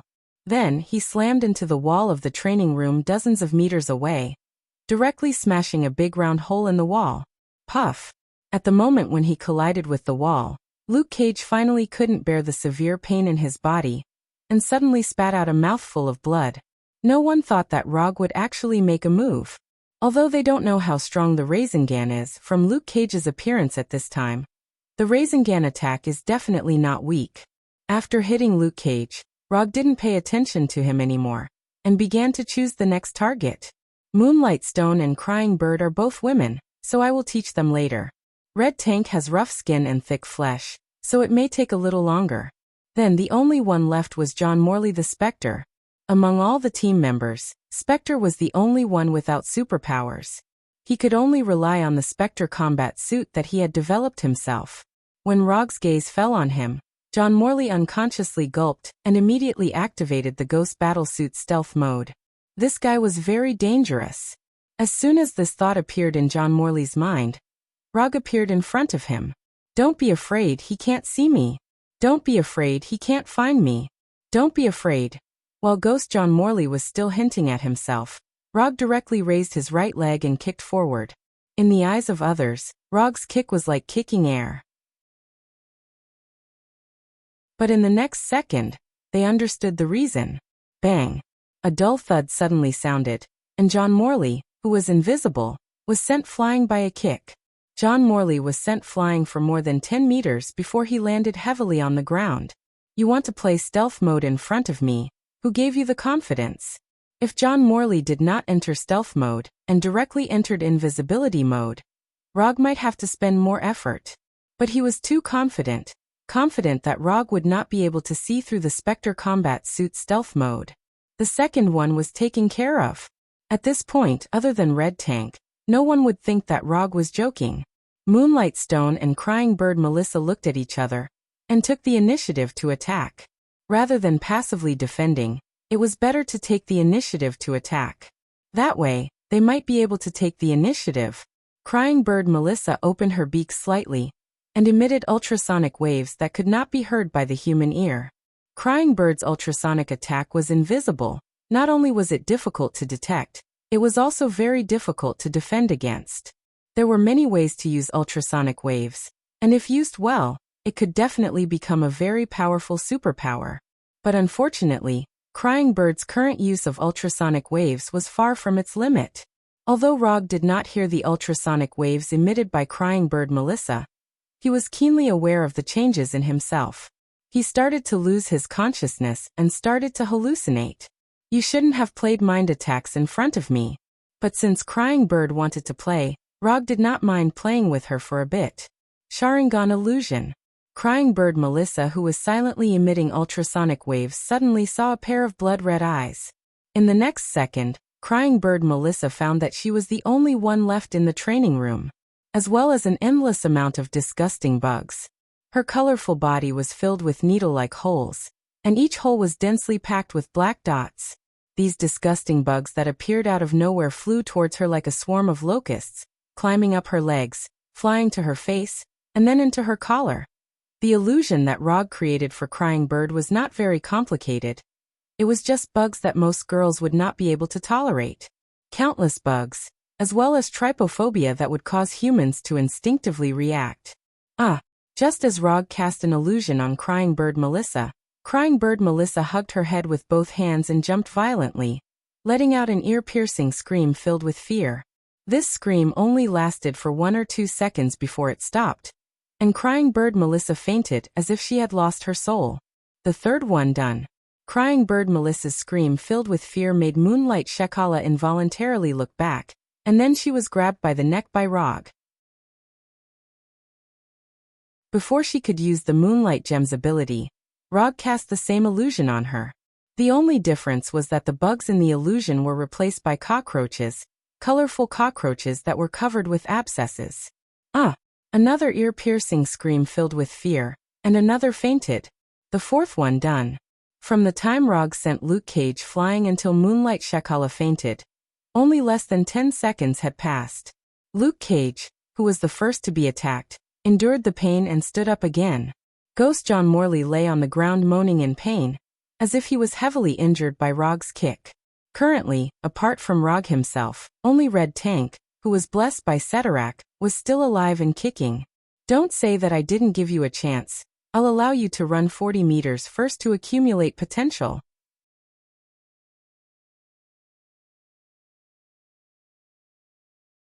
Chapter 188. The Red Tank is the strongest of the 5. Not to mention the power given by the evil god Setarak, his extraordinary size is enough to prove this point. Height 287 centimeters, weight 862 kilograms. This is the data recorded in the information provided by Ross. Coupled with an almost indestructible body and inexhaustible strength, the Red Tank could definitely wrestle with Hulk.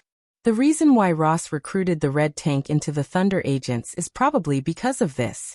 The Red Tank against Hulk, the Ghost against Iron Man, Luke Cage against Rogers, Crying Bird and Moonstone against Black Widow and Hawkeye. Logue, on the other hand, was up against Thor. The red tank with a huge semicircular helmet doesn't know what Rog is thinking. But since Rog took the initiative to propose, he certainly won't refuse. Dong dong dong dong. The gigantic red tank began to move, running towards Log step by step. At first, his speed wasn't very fast. But after running for a while, his speed became faster and faster, and the potential energy accumulated in his body became more and more. Although the red tank has the power given by the evil god Ceterak, his attack method is simple to the point of being extremely violent. Collision. Destroy everything in front of him with an irresistible collision. The collision is unparalleled, the collision is irresistible, the collision is destructive. Looking at the red tank running toward him like an ancient beast, Rog didn't stay idle and directly used ninjutsu. Would release. Would human jutsu. When the red tank was only 10 meters away from Rog, a wooden Arhut twice the height of the red tank jumped out of the ground and directly rushed toward the red tank. Arhut's attack is not weak, but the weight of Arhut can't be said to be not heavy. Even so, when the wooden Arhut rushed in front of the red tank, the larger wooden Arhut was directly knocked out. Boom!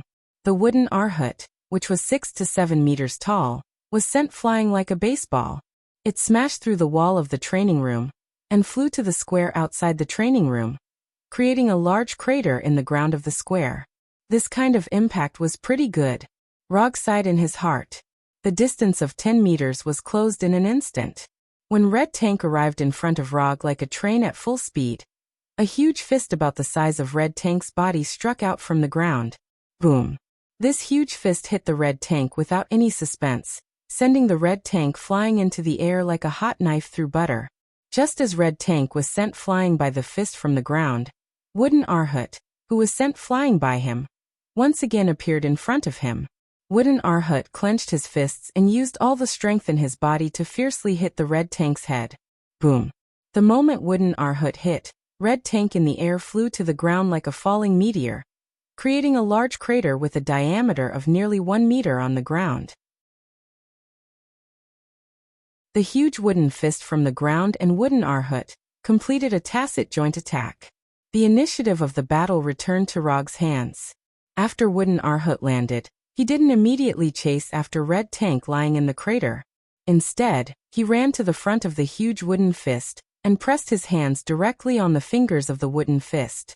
Under Rog's control, Wooden Arhut began to merge with the wooden fist, and Wooden Arhut's body shape changed again. In just a second or two, the huge wooden fist disappeared. In its place, there was a Wooden Arhut, who was nearly 8 meters tall and had arms that were a bit too thick. Rog didn't summon a second wooden man. The fist underground was just a fist. With the idea of wasting a shameful thing, he let Wooden Arhut and the wooden fist merge together to form a new Wooden Arhut. Wooden Arhut completed the upgrade, and Red Tank also took the opportunity to climb out of the crater. Although Wooden Arhut and the wooden fist's attacks were powerful, they didn't cause much damage to Red Tank, except for a little pain when he was hit.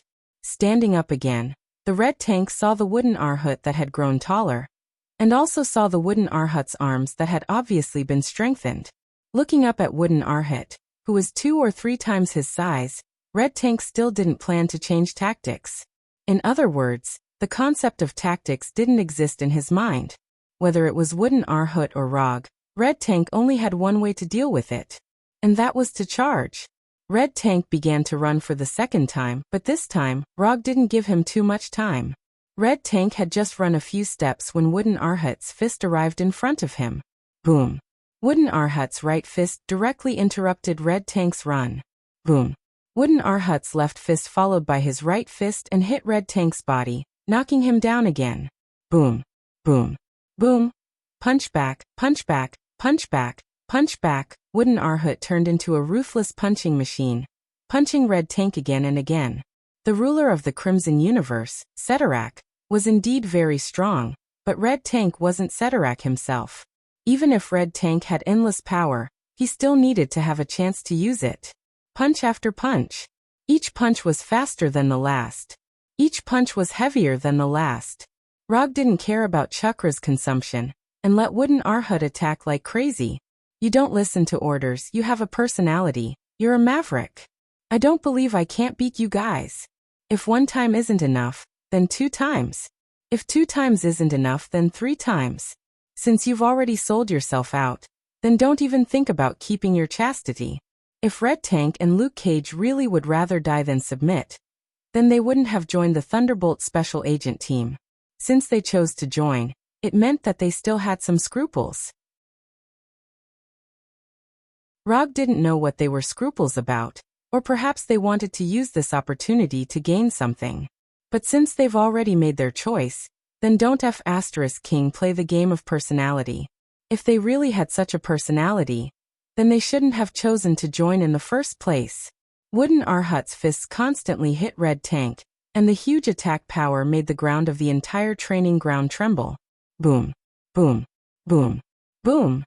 The dull sound of the blows was like a war drum, and at the same time, Luke Cage and the others understood that Rog wasn't joking with them. The violent and continuous sound also woke Crying Bird and Moonlight Stone up, and then they saw the scene of Wooden Arhut violently beating Red Tank. They had just woken up and were still afraid of the illusion they had just experienced, but now, they felt that the illusion they had experienced was relatively gentle. If Wooden Arhut was attacking them now, they couldn't imagine the tragic scene.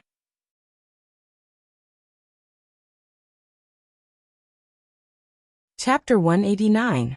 3 minutes, 10 minutes, half an hour, 1 hour. Arhut was like a perpetual motion machine, constantly waving his fists, constantly letting Red Tank understand what physical influence was. The originally clean and tidy training room had now become like a large construction site. Moreover, it was the kind of construction site where the dust index was seriously over the limit. Spiderweb-like cracks covered the entire training room, and cracks appeared on the surrounding walls due to the continuous shaking. Especially the wall that Luke Cage and Arhut had smashed through. It showed signs of collapsing. Luke Cage and the others had already left the training room more than half an hour ago. They couldn't bear to see Red Tank being crazily trained by Arhut. The emotions of a fox mourning the death of a rabbit spread in everyone's heart. As the initiator of all this, Rog of course didn't stay in the dust-filled training room. To be precise, he was the first to leave the training room. Sunshade, foldable recliners, frozen happy drinks. Rog wore sunglasses as he leisurely reclined on the chair, enjoying this rare afternoon. If there were 2 bikini beauties next to him, this afternoon would be even more perfect. Thinking up to this point, Roger lifted his sunglasses slightly and scanned the Crying Bird and Moonlight Stone back and forth a few times with a malicious gaze. Singing Bird Melissa and Moonlight Stone immediately noticed Rog's gaze. The two involuntarily took a few steps back, and then hid behind Luke Cage. Sigh. What a pity. The Wooden Arhut's training continued, and time passed by little by little. When the sun set, and they enjoyed a barbecue that was full of military style, the training room that was constantly emitting sounds finally quieted down. That's enough. If he really killed Red Tank, Ross would more or less have some opinions. After noticing that Red Tank's life force showed signs of weakening, Rog finally ended Red Tank's first training process.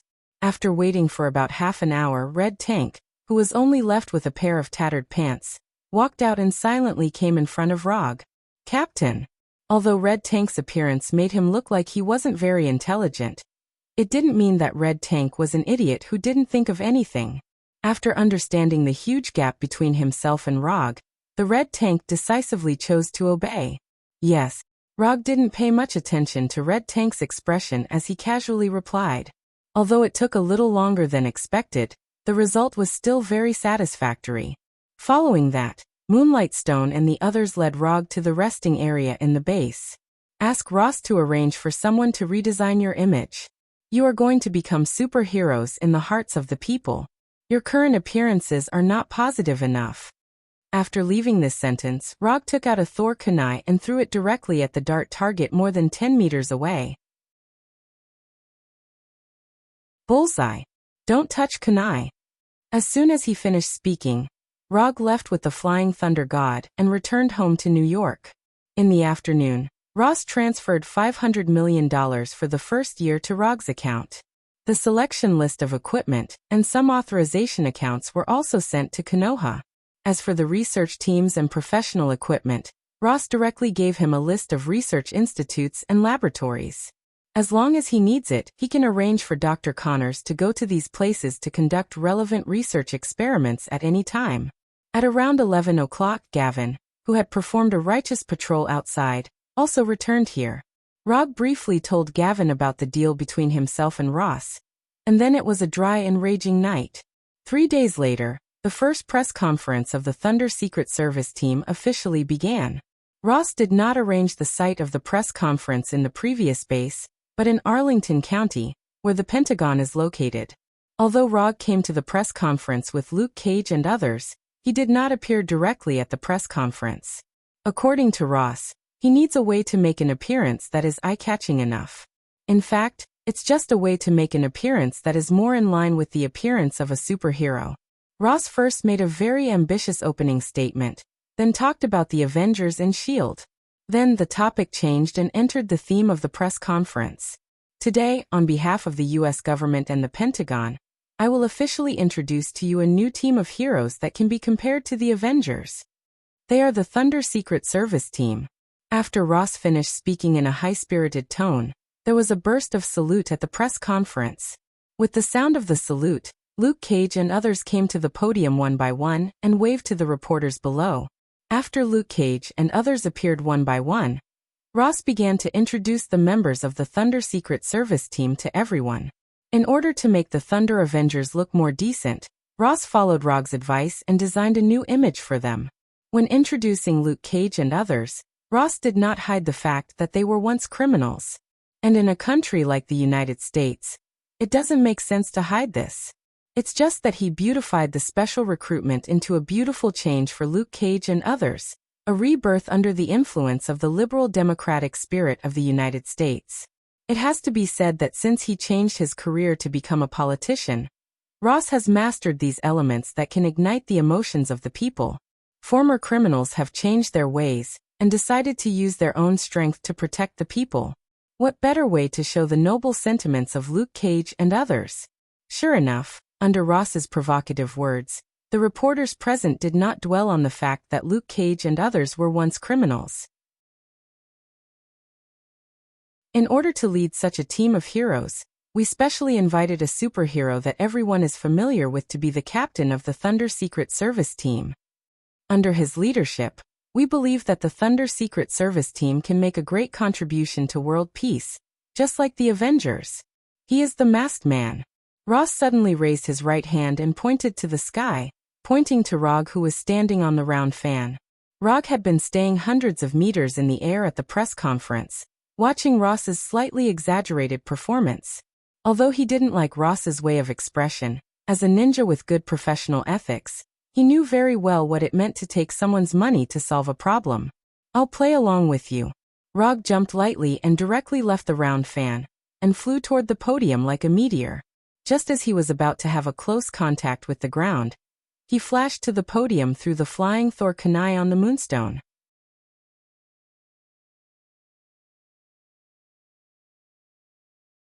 Chapter 190.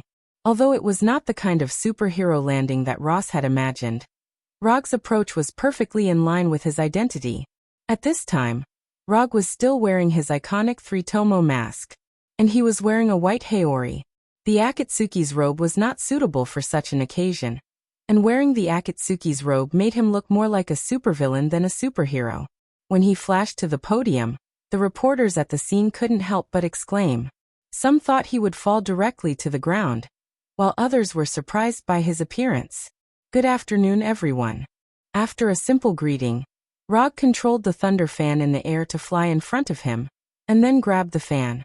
The three-hook jade mask and the round fan that could fly were enough to prove the identity of his true self. Masked Man. Sir, do you really want to join the Thunder Secret Service team? As soon as Rog caught the flying fan, a blonde female reporter in a light gray professional suit stood up and asked the first question. When asking the question, the delicate female reporter hesitated for a few seconds because she didn't know if it was appropriate to call Rog the Masked Man. But she didn't have a better choice. Because Rog had never revealed his true identity in front of the public, even the title of the Masked Man was given by the public casually. Before answering your question, I'll make a simple self-introduction. Rog said calmly. No way. He's going to announce his identity? For a while, the reporters present were excited. Although the New York incident had been a long time ago, people's curiosity about who the masked man was had not diminished at all. This could be seen from the website, Who is the Masked Man, set up by Sky. My name is Rog and I'm a ninja. After that, Rog took off the 3-tomo mask and revealed his true face.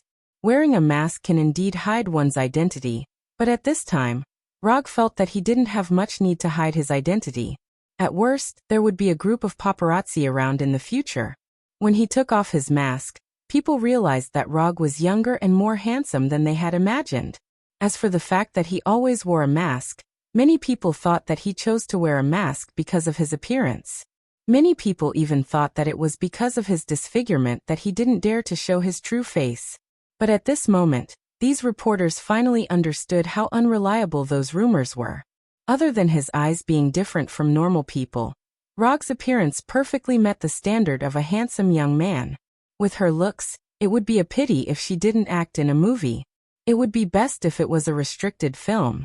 Several classic scripts flashed through the mind of the female reporter who asked the question, and the way she looked at Rog became a little strange. Ninja? Mr. Rog, are you referring to those ninjas in Japan? Although a lot of images that were not suitable for children had already appeared in her mind, the good professionalism of the female reporter still kept her calm, and continued to ask questions. Although the names are the same, they are not the same profession. I am the kind of ninja who can release ninjutsu, for example, this one.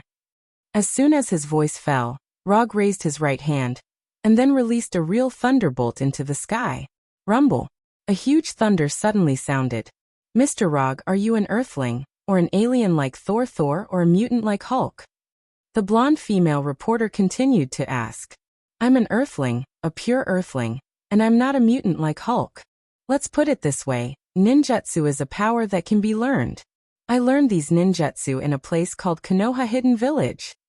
Anyway, no one knows what ninjutsu is and no one can prove this, so Rog said without changing his expression. A man who can't lie is not a good man.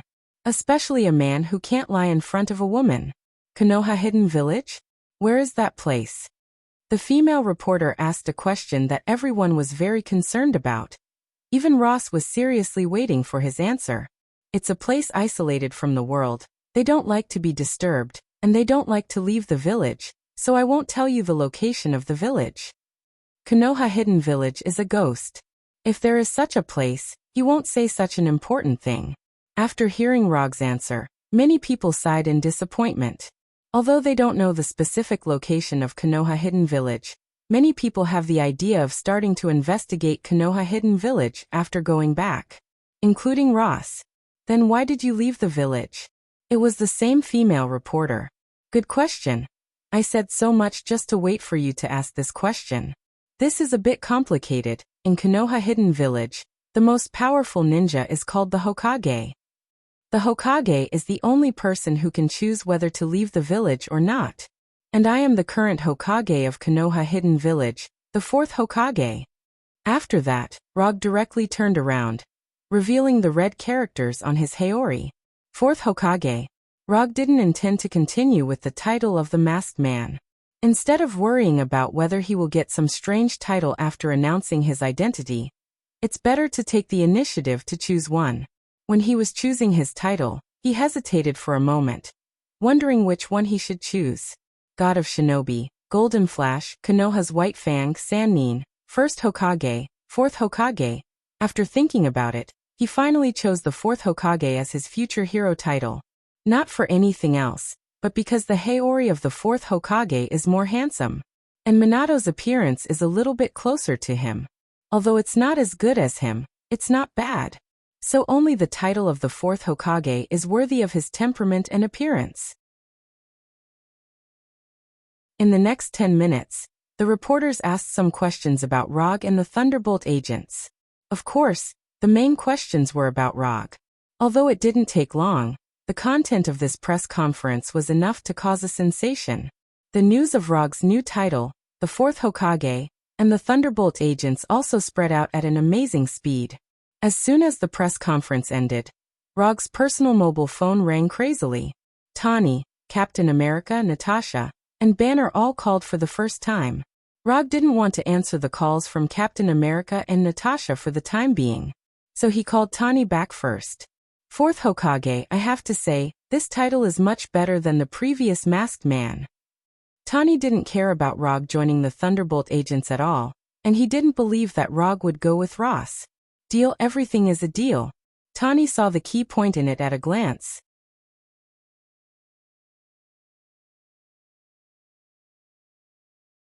Chapter 191. Of course, this is the title I chose myself. If the title of Fourth Hokage is not as good as the Masked Man, then Rog would eat the Haori now. I'm a little curious. What kind of conditions did Ross give you that you are willing to cooperate with him to disclose your identity? Tawny and Rog have known each other for a long time, and the current Rog made Tawny feel like he was seeing himself in the past. Of course, this does not refer to the ability to invent, but to the style of life. It was my own decision to disclose my identity, and he only bought me to join in name. There is nothing to hide about this, and as the Thunder Task Force officially begins to act, Tawny will be able to guess this sooner or later. What's the price? Tawny continued to ask. $500 million a year, plus equipment of the same value, and some additional rights. That's all, it's not a lot. Rog directly said Ross's price. That's $1 billion a year, your endorsement fee is high enough. Even the billionaire Tawny was a little shocked after hearing this price. Even for him, $1 billion a year is not a trivial matter. This is barely a medium amount. The military is still very rich, you should know this best. Stark Industries originally made its fortune as a military enterprise. It can even be said that the Pentagon contributed a lot to Tawny's current net worth. And compared with Stark Industries, Rog feels that his endorsement fee is more reasonable. That's also true, they can't fight, but they have a lot of money. Tawny also took advantage of this opportunity. By the way, let me remind you, be careful of Ross, he is not a good person, don't be sold by him without knowing. At the end of the phone call, Tawny specifically reminded Rog, which is also a kind concern from a friend. I will pay attention, and if he wants to sell me, it depends on whether he has the ability to do so. After ending the call with Tawny, Rog also called Dr. Banner back. What Banner wanted to say was similar to Tawny's. Basically, the new title was not bad, and they must be careful of Ross. After calling Tawny and Banner back, Rog put away his phone. Although there were several missed calls from Rogers and Black Widow Natasha, he had no intention of calling them back. As long as S.H.I.E.L.D. is still there, they are destined to be competitors. Unless S.H.I.E.L.D. falls, or the two of them withdraw from S.H.I.E.L.D., Rog has no plans to contact his opponents. The commotion caused by the press conference was far beyond Ross's expectations. It also made him feel that inviting Rog to join them was a wise decision. Although it was only in name, the people wouldn't care if you joined in name or not. At the cost of $1 billion a year, Roger was tied to the Thunder Agent's war chariot. No matter how one looked at it, it was a very good deal. Rog was satisfied, Ross was satisfied, and the people were satisfied. Except for Hydra, everyone else was quite satisfied after hearing the news. That night, several senior executives of Hydra held an overnight meeting at a secret base. Rog didn't care too much about Hydra's reaction. When his identity was officially made public, it was more difficult for Hydra to do anything to him. At least that's what it looks like on the surface. Not long after the press conference, Rog returned to New York with the Flying Thunder God. He was not in the mood to live with Luke Cage and others in a base transformed from a military camp. No matter how comfortable it is outside, it's not as comfortable as home, especially when there is a beautiful girlfriend at home. Not long after Rog got up, he saw the headlines about him. He had to sigh at the amazing efficiency of the American media. Less than 24 hours after his identity was made public, all the things he did before that were not particularly secret were dug up by the media. His identity as a private detective suddenly appeared in New York 3 years ago, and even the fact that he was almost taken away by the police was dug up by these media. Of course, he established Konoha's private military company. For this reason, Erica also specifically contacted him, and asked him how to deal with the dozens of reporters at the door of the company. "I'll let the shadow clone take you away. Don't go back to the company for the time being. Especially Frank and the other two, let them pay attention to hiding their whereabouts. I don't want the news of monsters in captivity to appear." After the call, Rog arranged for a shadow clone to return to the company. "These media are just a little crazy now, and it will be fine in a few days. And in a place like New York, there is never a shortage of big news. No one knows New York better than me." A ninja who has lived in New York for several years said with great certainty. After dealing with the team's affairs, the Flying Thunder God came to the Thunder Agent's headquarters base in Washington. It was still the same. This headquarters base was originally a military base, but it had been renovated.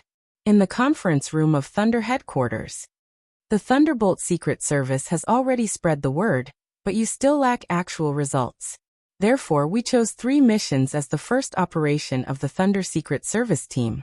After that, Ross arranged for the male assistant next to him to turn on the screen in the conference room and began to introduce the mission brief. Terrorists in Ukraine bought a nuclear warhead on the black market in Russia. A UA cargo ship was hijacked by pirates in the waters of Somalia, and the UA government was asked to pay $50 million. A U.S. military overseas base in Afghanistan was attacked by terrorists and 5 U.S. soldiers were kidnapped. After reading these 3 mission briefings, the first thing that came to Rog's mind was not the details of the mission, but the UA government was really hateful. Is this the international charm of the world's most powerful country? I love it. Except for the mission in Afghanistan, the other 2 missions were originally the CIB's missions, but S.H.I.E.L.D. intervened. But we took it from S.H.I.E.L.D. again, so these 3 missions now belong to us. The missions are not very difficult. 2 people go to each place. There is not enough manpower, so Rog, you have to go on a mission. As soon as Ross finished speaking, Rog threw an unused commission scroll to him. That depends on whether you have the luck. I want the mission in Ukraine, and the reward is no less than $30 million. Before the press conference, Rog and Ross reached some additional agreements. As the captain of the Thunder Agents, Rog certainly can't stay idle. So in order to solve this problem, Rog proposed his favorite and best commission mode. As long as Ross' commission can be judged by the system, he will perform the mission in the name of the Thunder Agents. Of course, if Ross is unlucky and the commission does not pass the system's judgment, then he can only blame his bad luck.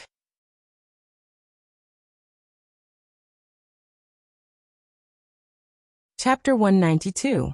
Robbing a helicarrier. This behavior is very exciting. Especially when doing this kind of thing under the eyes of S.H.I.E.L.D. and Hydra, the difficulty and excitement of the robbery has greatly increased. If Hydra hadn't suddenly kidnapped Skye and Jessica, Russell wouldn't have had the idea of robbing the helicarrier. The helicarrier is not a small fighter like the Quinjet, but a complete air fortress. Robbing this thing in front of S.H.I.E.L.D. and Hydra should be as difficult as directly attacking the secret city of Wakanda. More importantly, even if a behemoth like the helicarrier is successfully robbed, it will not be easy to hide it. Although there should also be environmental reflective panels and anti-radar search devices on it, the helicarrier is still a bit too big. And as the manufacturer of the helicarrier, S.H.I.E.L.D. can definitely find the hidden helicarrier. Although robbing the helicarrier is difficult, it has to be said that the helicarrier is still very attractive to Russell. In Hydra's plan, 3 helicarriers are enough to dominate the world. Although Russell doesn't have as much confidence in the helicarrier as Hydra, he doesn't deny the helicarrier's powerful combat ability. In the distance, Triple Wing is still brightly lit, and people are coming and going.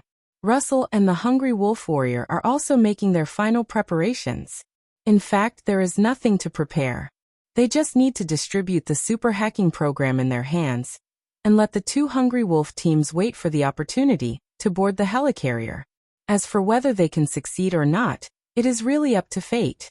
Although Russell is quite confident in the Hungry Wolf Warrior, he is not arrogant enough to think that the Hungry Wolf Warrior can look down on all of S.H.I.E.L.D. and Hydra's warriors. S.H.I.E.L.D. and Hydra are really serious, and they are also very scary. Time passed little by little, and when the first light appeared on the horizon, Russell and the Hungry Wolf Warrior quietly left the roof where they had stayed for most of the night, and began to head to the Triple Wing headquarters. The information provided by Jasper was that the Insight plan would be implemented in 24 hours. According to the time calculation, Russell and the others now have at least 5 or 6 hours of rest. But Russell didn't have much hope for S.H.I.E.L.D. and Hydra's concept of time, especially when he carefully observed the Insight hangar below the Triple Wing headquarters with Supervision's telescopic vision and clairvoyance. He decided to launch an action in advance. The 3 helicarriers in the hangar had already made their final preparations before liftoff.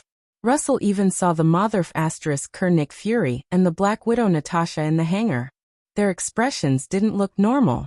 Nick Fury frowned deeply, and Black Widow Natasha, who was standing beside him, also had a distressed expression.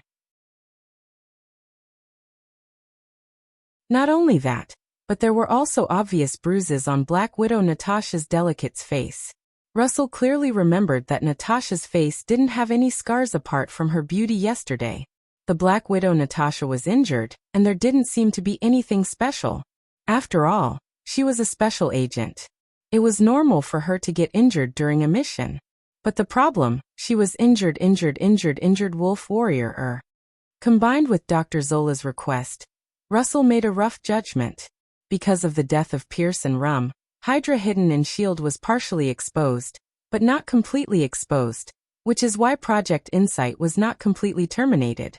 Nick Fury estimated that the exposed Hydra was handed over to Black Widow Natasha and Captain America Steve Rogers to deal with, so Natasha was injured at this time. As for why Dr. Zola only asked him to kill Nick Fury and Captain America, it should be because he felt that Captain America had a greater impact on the plan, so he made such a request. Of course, only Dr. Zola himself would know if that was what he thought. On the way to the Triple Wing headquarters, Russell carefully observed the Insight hangar, but he never found any trace of Captain America and Agent Hill. Russell can understand that Captain America is not here. After all, Captain America is a combatant. But Agent Hill is also not here, which makes him a little suspicious. Agent Hill is Nick Fury's right-hand man.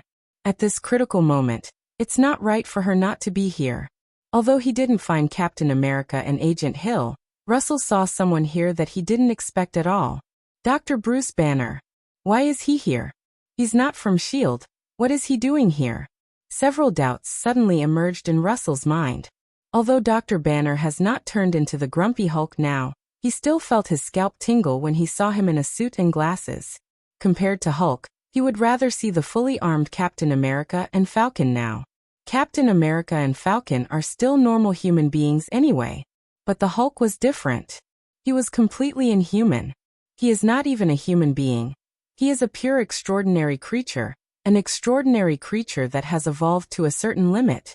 Captain America and Falcon didn't come, but Hulk came.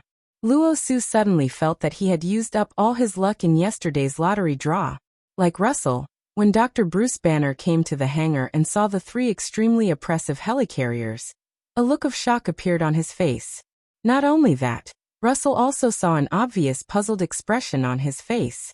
It seems that Dr. Banner is also here for the first time, otherwise he wouldn't look like this now. When Dr. Banner came to Nick and Natasha, they began to talk fiercely. Although Russell doesn't have super hearing, he can't read lips. But as long as he looked at Dr.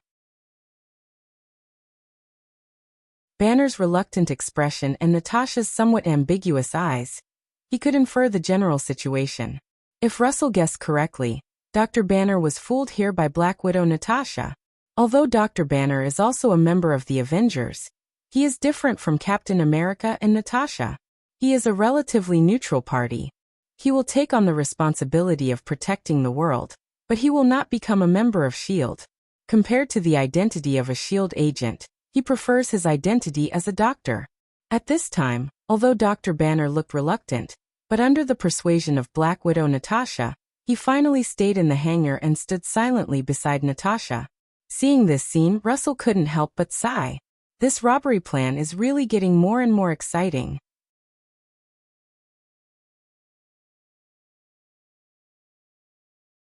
Chapter 193. This kind of mission, which requires disguise and intelligence gathering, is actually more suitable for CIB and S.H.I.E.L.D. agents. But in order to give Thunder agents more opportunities to perform, Ross will not care about this kind of thing. For Ross and the military bigwigs behind him, as long as this mission is completed by Thunder agents, then they have sufficient reason to further apply to the White House and take back the rights that originally belonged to them little by little. It is not impossible to go further. After all, S.H.I.E.L.D.'s example is in front of them. Although Rog and Kara were disguised to a certain extent, the taxi driver still looked at them from time to time when they took a taxi to the hotel where Captain Jack was staying. This is not because the image of the two of them is too outstanding, but because the two of them are a little too unfamiliar now. The taxi driver can see at a glance that they are not locals, but if the two of them are tourists, they are completely different from tourists. As a veteran taxi driver in Kiev for more than 10 or 20 years, the man, who is over 40 years old, immediately thought of something. "Are you Interpol?" the driver asked in broken English, with a look on his face that said he had understood everything. "No, we are terrorists." Rog didn't want to answer the driver's question, but after noticing the driver's uncontrollable excitement, he opened his mouth and gave an unexpected answer. Sure enough, after hearing Rog's answer, the driver's face suddenly turned black. "You are really joking, ha ha ha." The driver laughed to hide his nervousness at this time. "You think I'm joking?" Rog said in a gloomy tone with a straight face. The driver began to panic, and he began to regret why he spoke. If it were anyone else, the taxi driver would think that the other party was joking at most. However, when Rog purposely released his aura, the driver, who was a commoner, could not help but feel instinctive fear. "Forget that we have been here. If you can't do it, I will help you do it, understand, Viktokovsky?" "Understood, sir, I will forget." The driver named Viktokovsky answered immediately, then tensed his body and looked straight ahead. For the next 10 minutes or so, nothing was said. After sending Rog and Kara to the entrance of the hotel, Viktokovsky stepped on the accelerator and quickly disappeared from Rog's sight without even paying. "Why are you scaring him? He's just an ordinary driver." "Scaring him is meaningless," Kara asked in confusion. "There's no special reason. It's just to give him some extra memories. When he's old, he might sit on the sofa and brag to his grandchildren about what happened today." Back then, Grandpa met 2 terrorists in Kiev. That was an extremely dangerous day. Hearing Rog's words, Kara rolled his eyes and walked straight into the hotel lobby. If one looked at it from the perspective of the purpose, his method was indeed quite boring.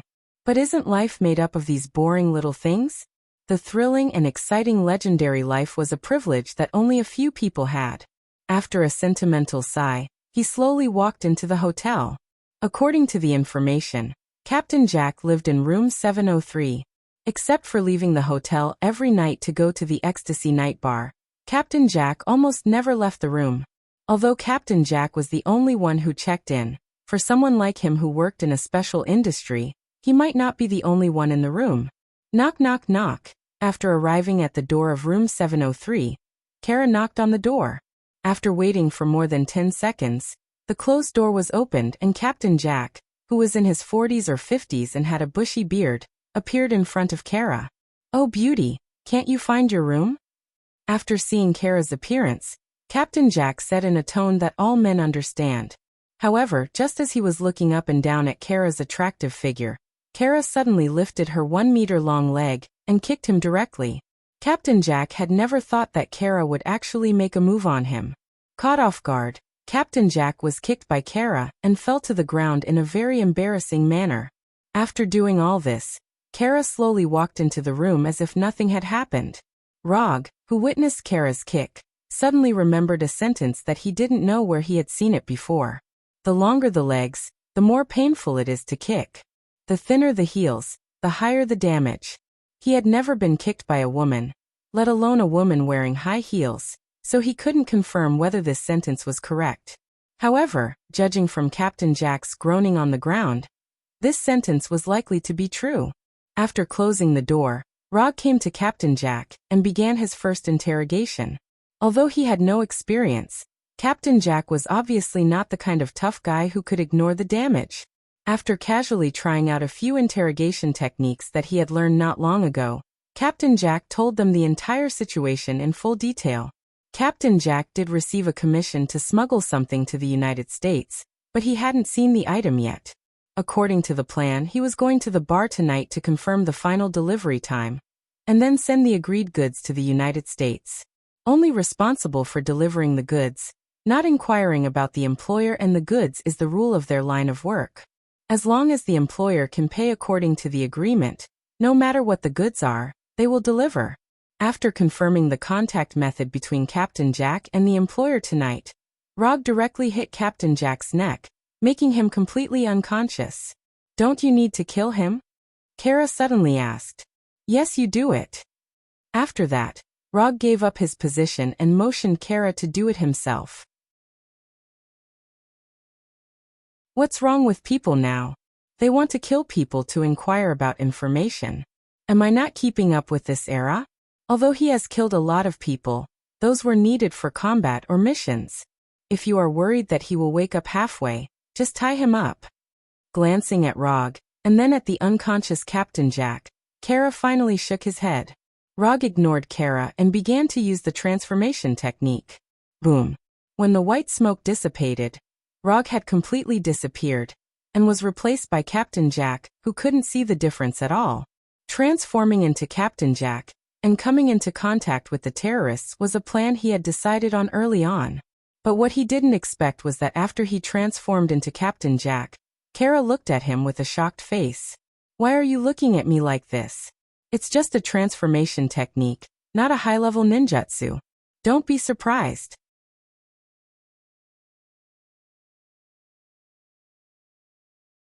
Chapter 194.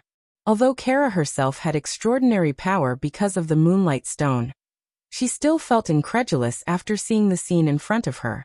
Not only was the appearance exactly the same, but even the lecherous expression was exactly the same.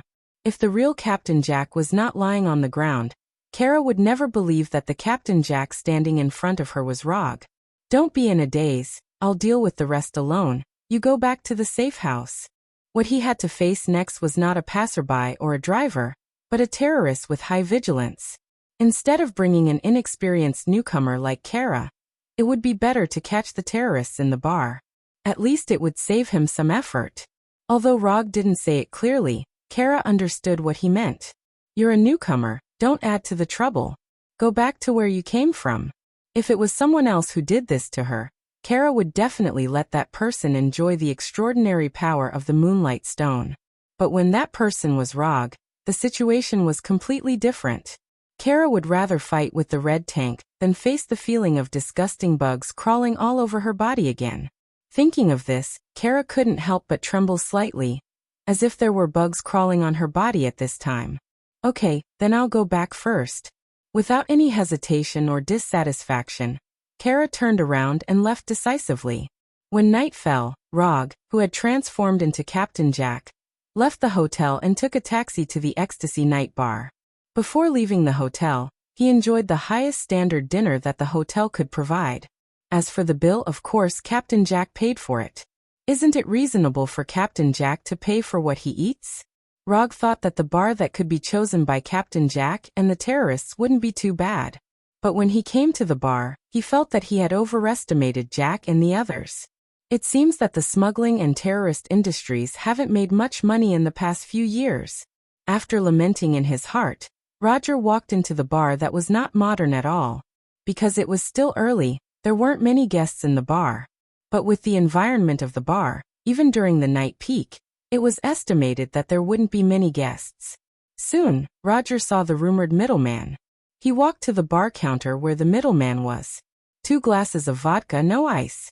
1 for Russia and 1 for America. This secret code was really stupid. Rog said in Captain Jack's usual manner of speaking. As soon as he finished speaking, the middle-aged man next to him turned to look at him. The bartender was not the terrorist's contact. The customer next to the bartender was. No energy reaction, ordinary person, 0 threat level. When he turned to observe the man, Rog quickly judged the man's strength.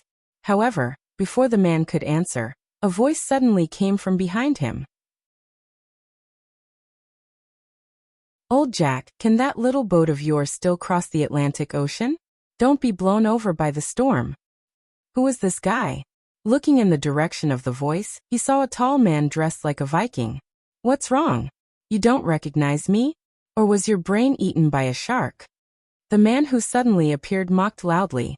As long as the brain hasn't crashed, anyone can see that he was deliberately looking for trouble. Get out of here. Rog didn't know what the relationship between Captain Jack and this man was, so he could only choose to use an answer that was suitable for any relationship. Oh, I see, old Jack, you are talking about business. After that, the man came in front of the terrorist's contact and patted him on the shoulder. He said without hiding anything, "Young man, if you want to do business, you can come to me. I'm much more reliable than old Jack." Can't let this guy continue. Rog intends to use the hypnosis ability of Sharingan to solve this guy who came out of nowhere. However, just as he was about to make a move, the man said something that completely exceeded his expectations. He is not old Jack. He is a spy for the Americans. As soon as the man who deliberately dressed like a pirate finished speaking, the terrorist's face suddenly changed, and he pulled out the pistol from his waist without thinking. Damn it! Rog cursed in his heart. At this time, the situation no longer allows him to continue to disguise, and there is no need to disguise. As soon as the terrorist's contact pulled out the pistol, Rog came in front of him lightning and grabbed his right hand holding the gun. Gotcha! With a little force, the contact's right hand was easily broken by Rog like a toothpick. After quickly solving the contact, he set his eyes on the pirate-like man. Who are you? The only person who knows that he disguised as Captain Jack is Gecko Ishikawa. At most, there are several logistics personnel in the safe house. Other than that, it is impossible for anyone to know that Captain Jack is his disguise. Of course, the man can't answer Rog's question.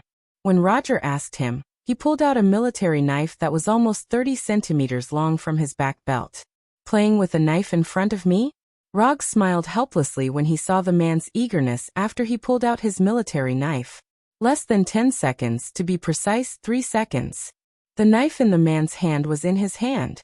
After casually waving the knife in his hand, Rog asked again. Last chance, who are you?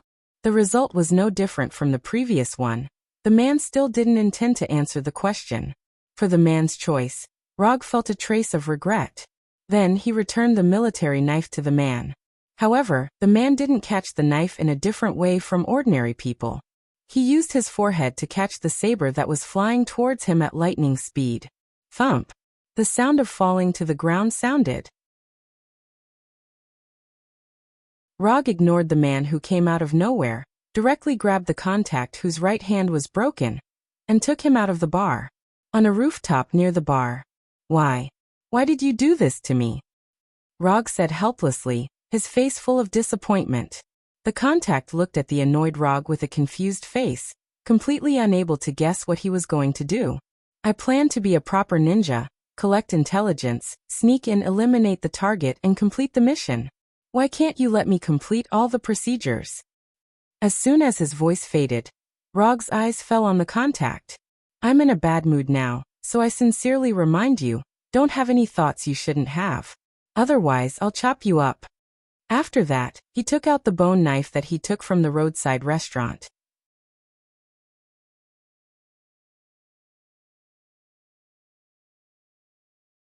Chapter 195. Chop you up. Glancing at the oily bone knife in Rog's hand, the terrorist couldn't help but swallow his saliva. Compared to Rog's threat, what surprised the terrorist was Rog's identity.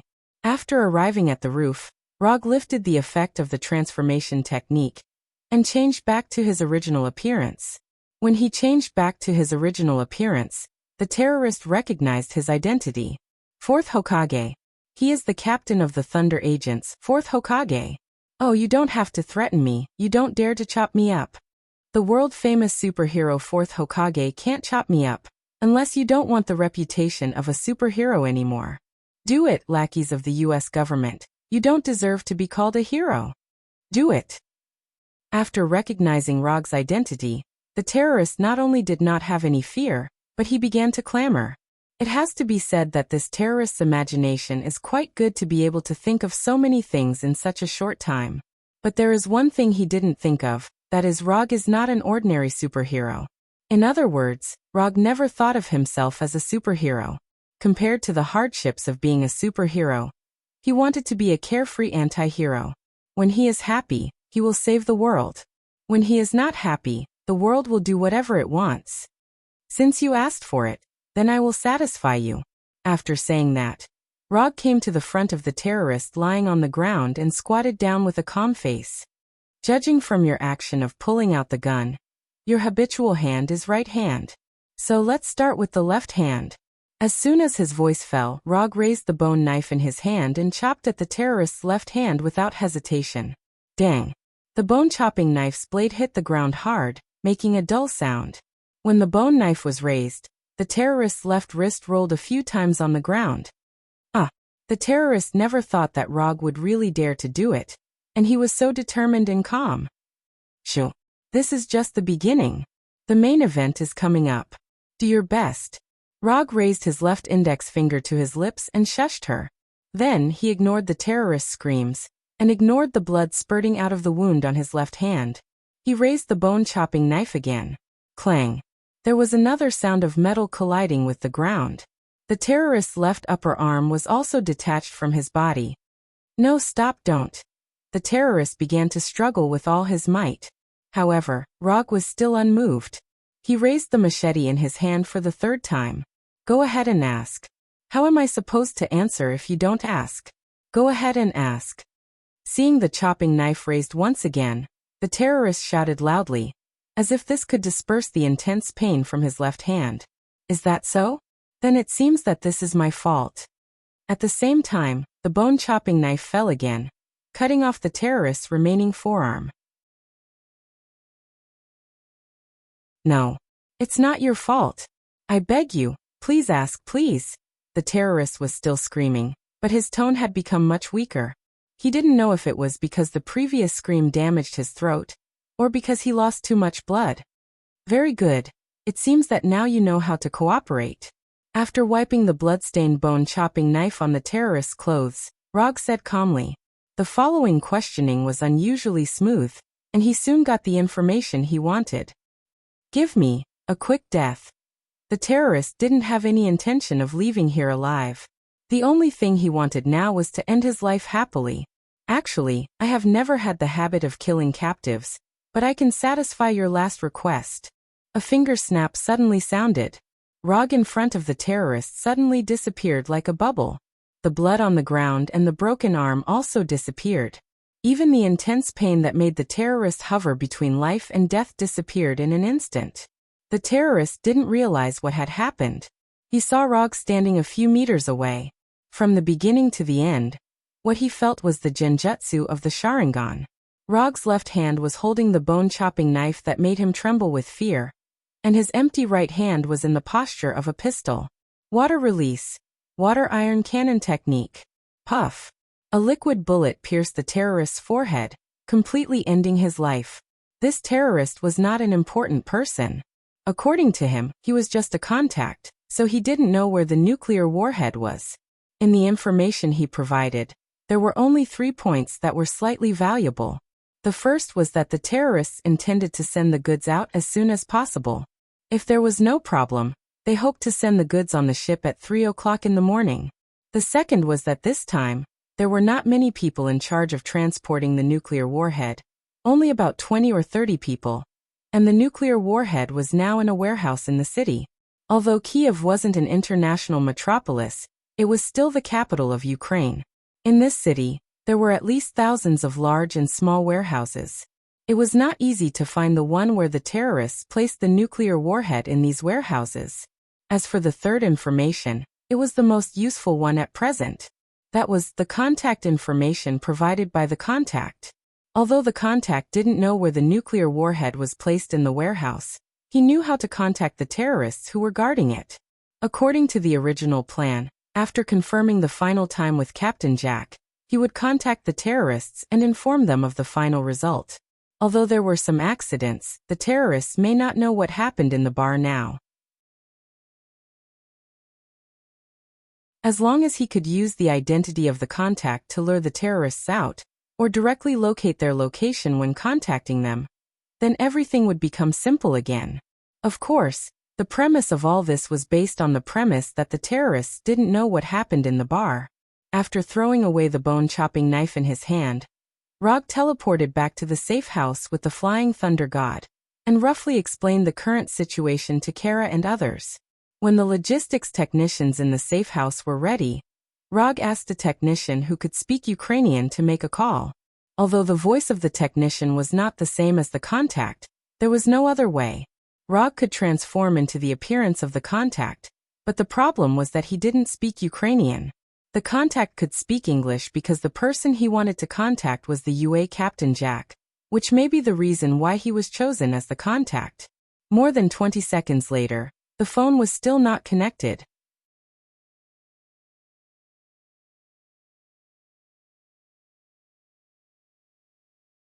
Chapter 196. Just when everyone thought that no one would answer the phone, the call was suddenly connected. At #%#Yenat, there was an authentic Ukrainian voice on the phone. But except for the technician who made the call, no one present understood the meaning of this sentence. The technician quickly replied and communicated with the terrorist on the other end of the phone. Although they couldn't understand their conversation, judging from the current situation, the terrorist guarding the nuclear warhead didn't know what happened in the bar. When the Ukrainian technician communicated with the terrorist, the remaining technicians quickly began to track and locate the phone. Although these technicians are not professional agents from the CIB and SHIELD, it is not difficult for them to track the location of a phone call. The terrorist on the other end of the phone didn't realize anything, and the technician on the safe house side had already completed the location. The signal came from a warehouse on the outskirts of Kiev. Mr. Rog, I told them the time and place of receiving the goods tonight according to your request, and they will arrive at the port on time with the goods. After the call ended, the technician in charge of the call reported to Rog. Rog didn't have any military rank, but his identity as the captain of the Thunder agents made him the highest-ranking person on the scene. Thank you for your hard work. But they won't have a chance to arrive at the port on time. It was only 8 o'clock in the evening, more than 6 hours away from the agreed 3 o'clock in the morning. Rog didn't intend to waste time here, so he planned to go directly to the warehouse located and solve all the problems at once. Put on your battle suit, we should go. It was also time to end this agent game. After hearing Rog's words, Moonlight Scala didn't hesitate and immediately went to the room and changed back to the white uniform that fully highlighted her graceful figure. Finally, the fight was about to start, and Scala's expression gradually became excited. More than 20 minutes later, Rog and Scala arrived near the warehouse on the outskirts. After arriving near the warehouse, Rog didn't launch an attack immediately, but used chakra to perceive the situation of the warehouse. 34 ordinary humans didn't have any abnormal energy response. He couldn't sense whether the nuclear warhead was inside. He could only sense life energy and energy intensity, and radioactive materials such as nuclear materials were not in his sensing range. Unless the nuclear warhead exploded, he would not be able to sense the location of the explosion. But at that time, it didn't matter whether he could sense it or not. There aren't many enemies inside, and their weapons are just some conventional gunpowder weapons, so it's not very difficult to deal with them. According to Ross's request, I need you to grow up as soon as possible, so that you can become superheroes who can take charge of things on your own. So you'll be in charge of the main attack, and I'll be in charge of covering you. Unless you really can't handle it, or if your life is in danger, I will only help. Do you understand? This was something that Rog and Ross had agreed upon a long time ago. While he was the captain of the Thunderbolt Secret Service team, he had to do his best to help the other members grow. Of course, this so-called growth was not for him to teach the other members how to fight, but for them to gain more combat experience. Simply put, he was the last line of insurance for the Thunderbolt Secret Service team. If Moonlight, Scala, and the other team members could solve the quest by themselves, then he could do nothing. But if they couldn't solve it, or if their lives were in danger, he would be responsible for dealing with the aftermath. Of course, this was only limited to when he was participating in a mission. Understood. Scala had no objection to Rog's arrangement. And she didn't think that the terrorists in the warehouse could pose any threat to her. Although she wasn't a battle-hardened existence like Rog, And her power wasn't obtained through her own efforts. The extraordinary ability given to her by the Moonstone was enough for her to deal with most of the enemies. After instructing Scala, Rog didn't say anything else. What he had to do now was to enjoy Moonlight Scala's performance. After calming down a little, Scala walked straight to the door of the warehouse, intending to attack it head-on. Rog didn't say anything about Scala's choice. As long as Scala didn't die here, it didn't matter. It was unknown whether the terrorists in the warehouse weren't vigilant enough, or they didn't worry about any enemy attack at all. Scala, who was exuding orange-white light from head to toe, was unhindered and went directly to the door of the warehouse. Moonlight Scala was obviously not the kind of person who would sneak in and secretly deal with the enemy. After coming to the warehouse door, she raised her hands and launched an orange-white beam of light. Boom! The beam of light hit the dilapidated door of the warehouse without any suspense, blasting a big hole in the door. The huge sound resounded throughout the warehouse in an instant, and the terrorists in the warehouse understood the situation at this time, even if they were slow to react.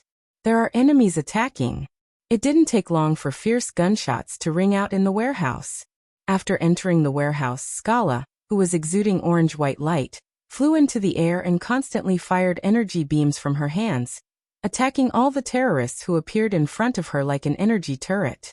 At this time, Rog stood dozens of meters behind Scala, silently observing her battle, while paying attention to the movements of the terrorists. Although Scala didn't have much combat experience, she easily gained the upper hand with the extraordinary ability given by the Moonlight Gem. Judging from the current situation, it won't take long for Scala to solve all the terrorists in the warehouse and complete the mission smoothly. However, the terrorists who can buy nuclear warheads from the Russian black market are obviously not rookies. They may not have any extraordinary abilities, nor do they have high-tech weapons like Hydra or SHIELD. But they have as many conventional gunpowder weapons as they want. After finding that ordinary bullets couldn't penetrate the energy shield around Scala's body, these terrorists didn't hesitate and directly moved out their heavy weapons. Anti-material sniper rifles, rocket launchers, Gatling guns. Rog even saw the Javelin anti-tank missile developed by the United States on them. These terrorists were well armed. Even ordinary U.S. soldiers might not be as well armed as them. When the terrorists took out their heavy weapons, Scala completely gained the upper hand in the battle, and the situation began to change. Boom, boom, boom, boom. Rockets and missiles continued to explode around Scala, and the shock waves and air waves caused by the explosions made Scala, who was flying in the air, float around like a kite with a broken string.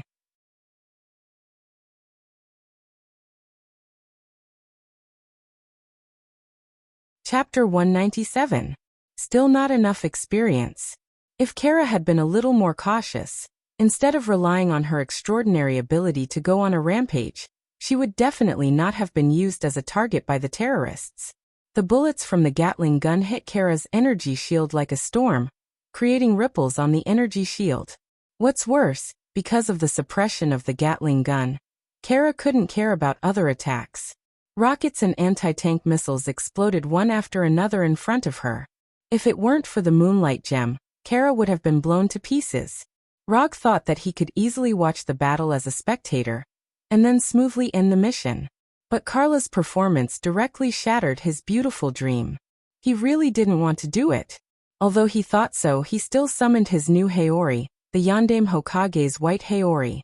Along with the Haori, dozens of flying Thor kunai were summoned. Although there were only 9 flying Thor kunai enchanted by Odin, but for a ninja who regarded flying Thor as a talent, how could he not have flying Thor kunai? In his summon scroll, there were a total of 300 flying Thor kunai. Don't ask why he saved so many. If you ask, it's because he has too much money. After putting on the Haori, Rog began to use his ninjutsu. Would release. Wooden spindle wall.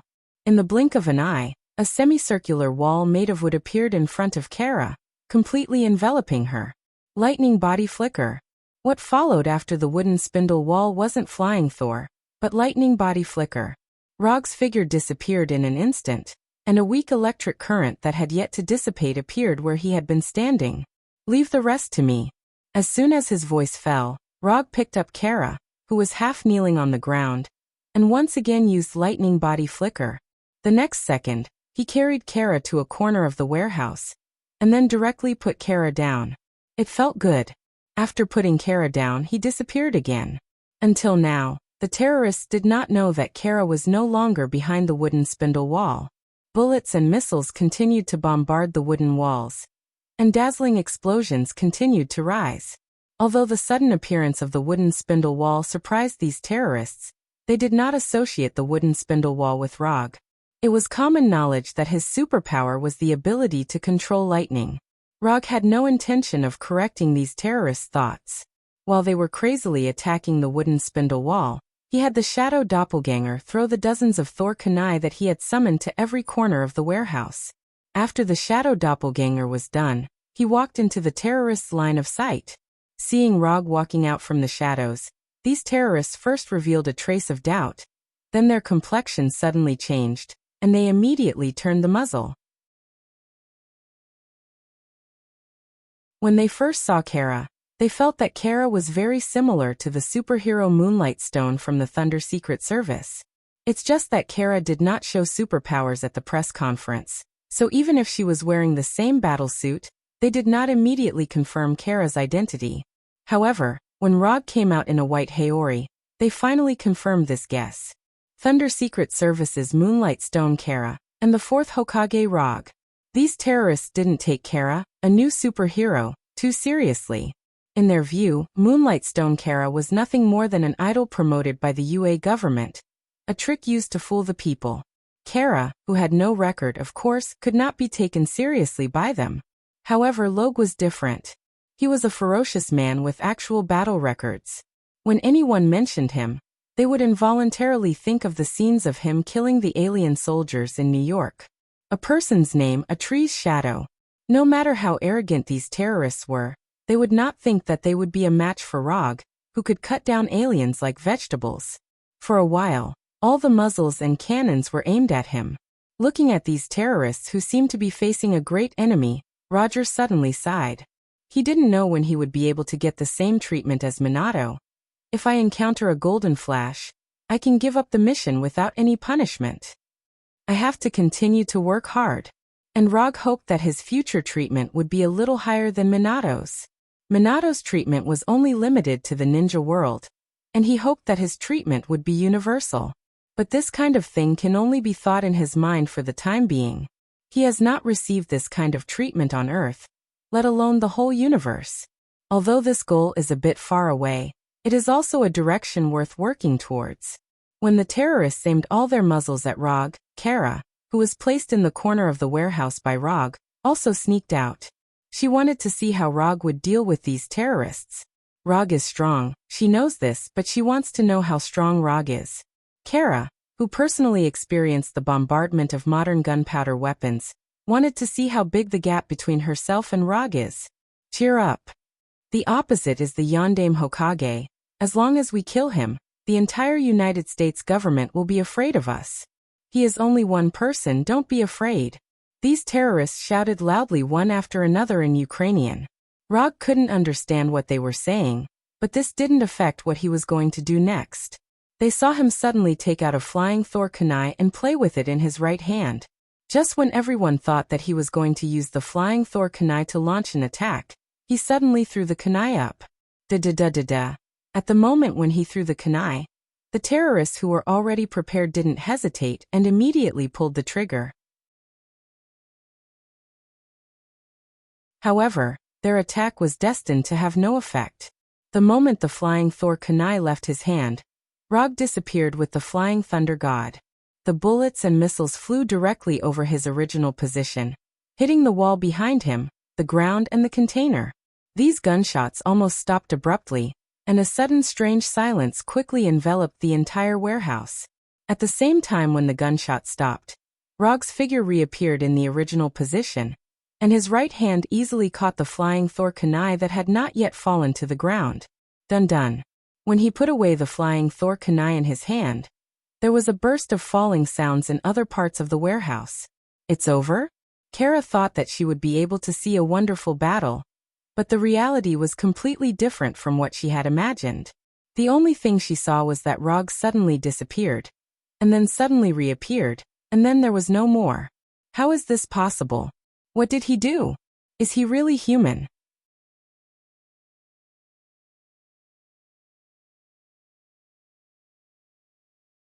Chapter 198. Inform the military to deal with the aftermath. I'll go back first. Rog ignored Kara, who was in a state of shock and confusion, and directly ordered.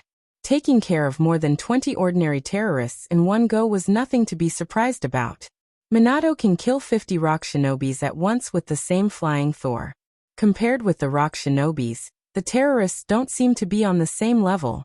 Not to mention that the number of enemies is only about half of Minato's. Before the Flying Thunder God left the warehouse, Rog didn't forget to let the Shadow Clone recover the Thor that was thrown out. Until Rog's figure completely disappeared, Kara still couldn't believe the scene in front of him. So many terrorists, how could they die so easily? Even if there were more than 20 chickens, they wouldn't die so easily. Rog didn't pay attention to what happened next in the warehouse, but the day after he returned to New York, he saw Ross once again hold a press conference. All 3 missions were successfully completed. The Thunder Secret Service team finally delivered the first answer sheet as a superhero team. Before Ross held the press conference, Rog received 30 ninja coins from the system. Unconsumed ninja coins, 335. After redeeming King Kong seal and 4 symbols seal, his ninja coins that didn't change for a long time finally began to increase again.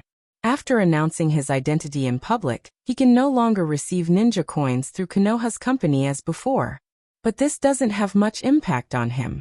As early as half a year ago, he used Konoha's company to accept commissions, but none of them passed the judgment of the system, and he wasted several commission scrolls. Since then, he rarely personally executed the commissions received by Konoha. Just when Rog was enjoying his rare leisure time, a fierce father and son quarrel occurred in the hall of Asgard's Golden Palace, far away from the earth. You are taking a risk. If you fail, the weapon will fall into the hands of the enemy. Odin, holding the Gungnir, stood in the hall of the Golden Palace, which was originally magnificent, but now seriously damaged, and directly rejected Thor's proposal. It will only be more dangerous if we just sit here and wait. His fleet may be hovering above us right now, and we won't know. Thor did not give up and continued to persuade Odin. When he arrives, his men will be defeated by tens of thousands of Asgard soldiers. Odin remained unmoved. Then how many people do we have to sacrifice? Thor also insisted on his suggestion. No matter how much we sacrifice, I won't hesitate. Odin's tone suddenly became fierce. We will fight until the last Asgard is dead, until the Asgard's blood runs dry. Then what's the difference between you and Malekith? The difference is that I will eventually win. Odin left the hall of the Golden Palace, looking exhausted. The invasion of the Dark Elves and the death of Queen Scarlet made this king, who was no longer young, look even more aged. Watching Odin leave, Thor stayed in place silently, then said in a voice that only he could hear, I will protect Asgard in my own way. A few hours later, Thor learned of the latest order issued by Odin. Close Bifrost, no one is allowed to enter or leave Asgard. If even I can't see the enemy, then who can? After the military meeting, Heimdall, the guardian of Bifrost, found Thor in the tavern and said helplessly, Malekith will come back. You and I know this very well. We need the help of others, a reinforcement from another planet. After drinking the beer in the cup, Thor said meaningfully, we can't contact him, and even if we can, he can't come to Asgard. Heimdall immediately understood what Thor meant. No, I can get in touch with him. When night fell, Thor gathered Sif, Fandral, and Volstagg and went to a secret room in the Golden Palace with Heimdall. What I want you to do is the most serious crime of treason. Even if we succeed, we will be exiled, and if we fail, we will die. Malekith knows that the ether particle is here. He can sense its energy. If we don't take action, he will lead the Dark Elves to attack again, but this time, he will completely destroy Asgard. We have to take Jane away from here, so that Asgard will not become a battlefield again. Thor said with a serious face. This was his way of protecting Asgard, completely different from Odin's. But Bifrost has been closed, and the tesseract is locked in the palace's treasury. Moreover, we are no match for Malekith. There are only a few of us, we can't defeat him, and we can't protect the ether particle in Jane's body. Sif did not object to Thor's proposal, but the key problem was that they could not leave Asgard now. Even if they left, they could not defeat Malekith, the king of the Dark Elves. This was undoubtedly giving the ether particle to Malekith. There are other ways to leave Asgard, and not many people know about these ways. To be precise, there is only one. In addition, this time, we are not the only ones in this operation. We will have a very powerful reinforcement. As soon as he finished speaking, Thor took out a scroll that did not belong to Asgard. This is? The moment they saw the scroll, Sif and the others immediately thought of something. Although the color was a little different, this scroll was very similar to the commission scroll they had seen before. This is a gift that Rog gave me when I went to New York last time. If one day you need my help, you can open this scroll. These were the original words he said to me. Although that was what he said, Thor did not know what effect this scroll had. But now this scroll was the only way he could contact Rog. Is this really useful?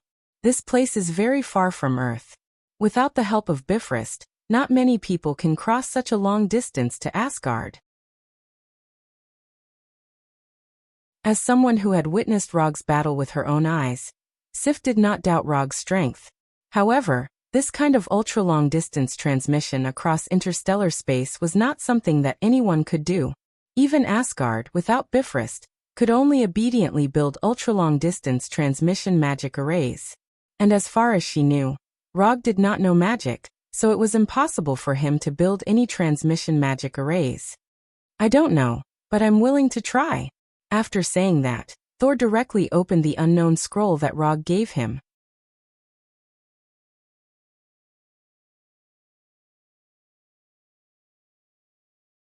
Chapter 199. Bang. As soon as Thor opened the scroll, a cloud of white smoke appeared out of thin air in the room. When the smoke dissipated, Rog's figure appeared in front of them. Did he really come to Asgard? Thor and the others looked at Rog in disbelief, and couldn't react for a while.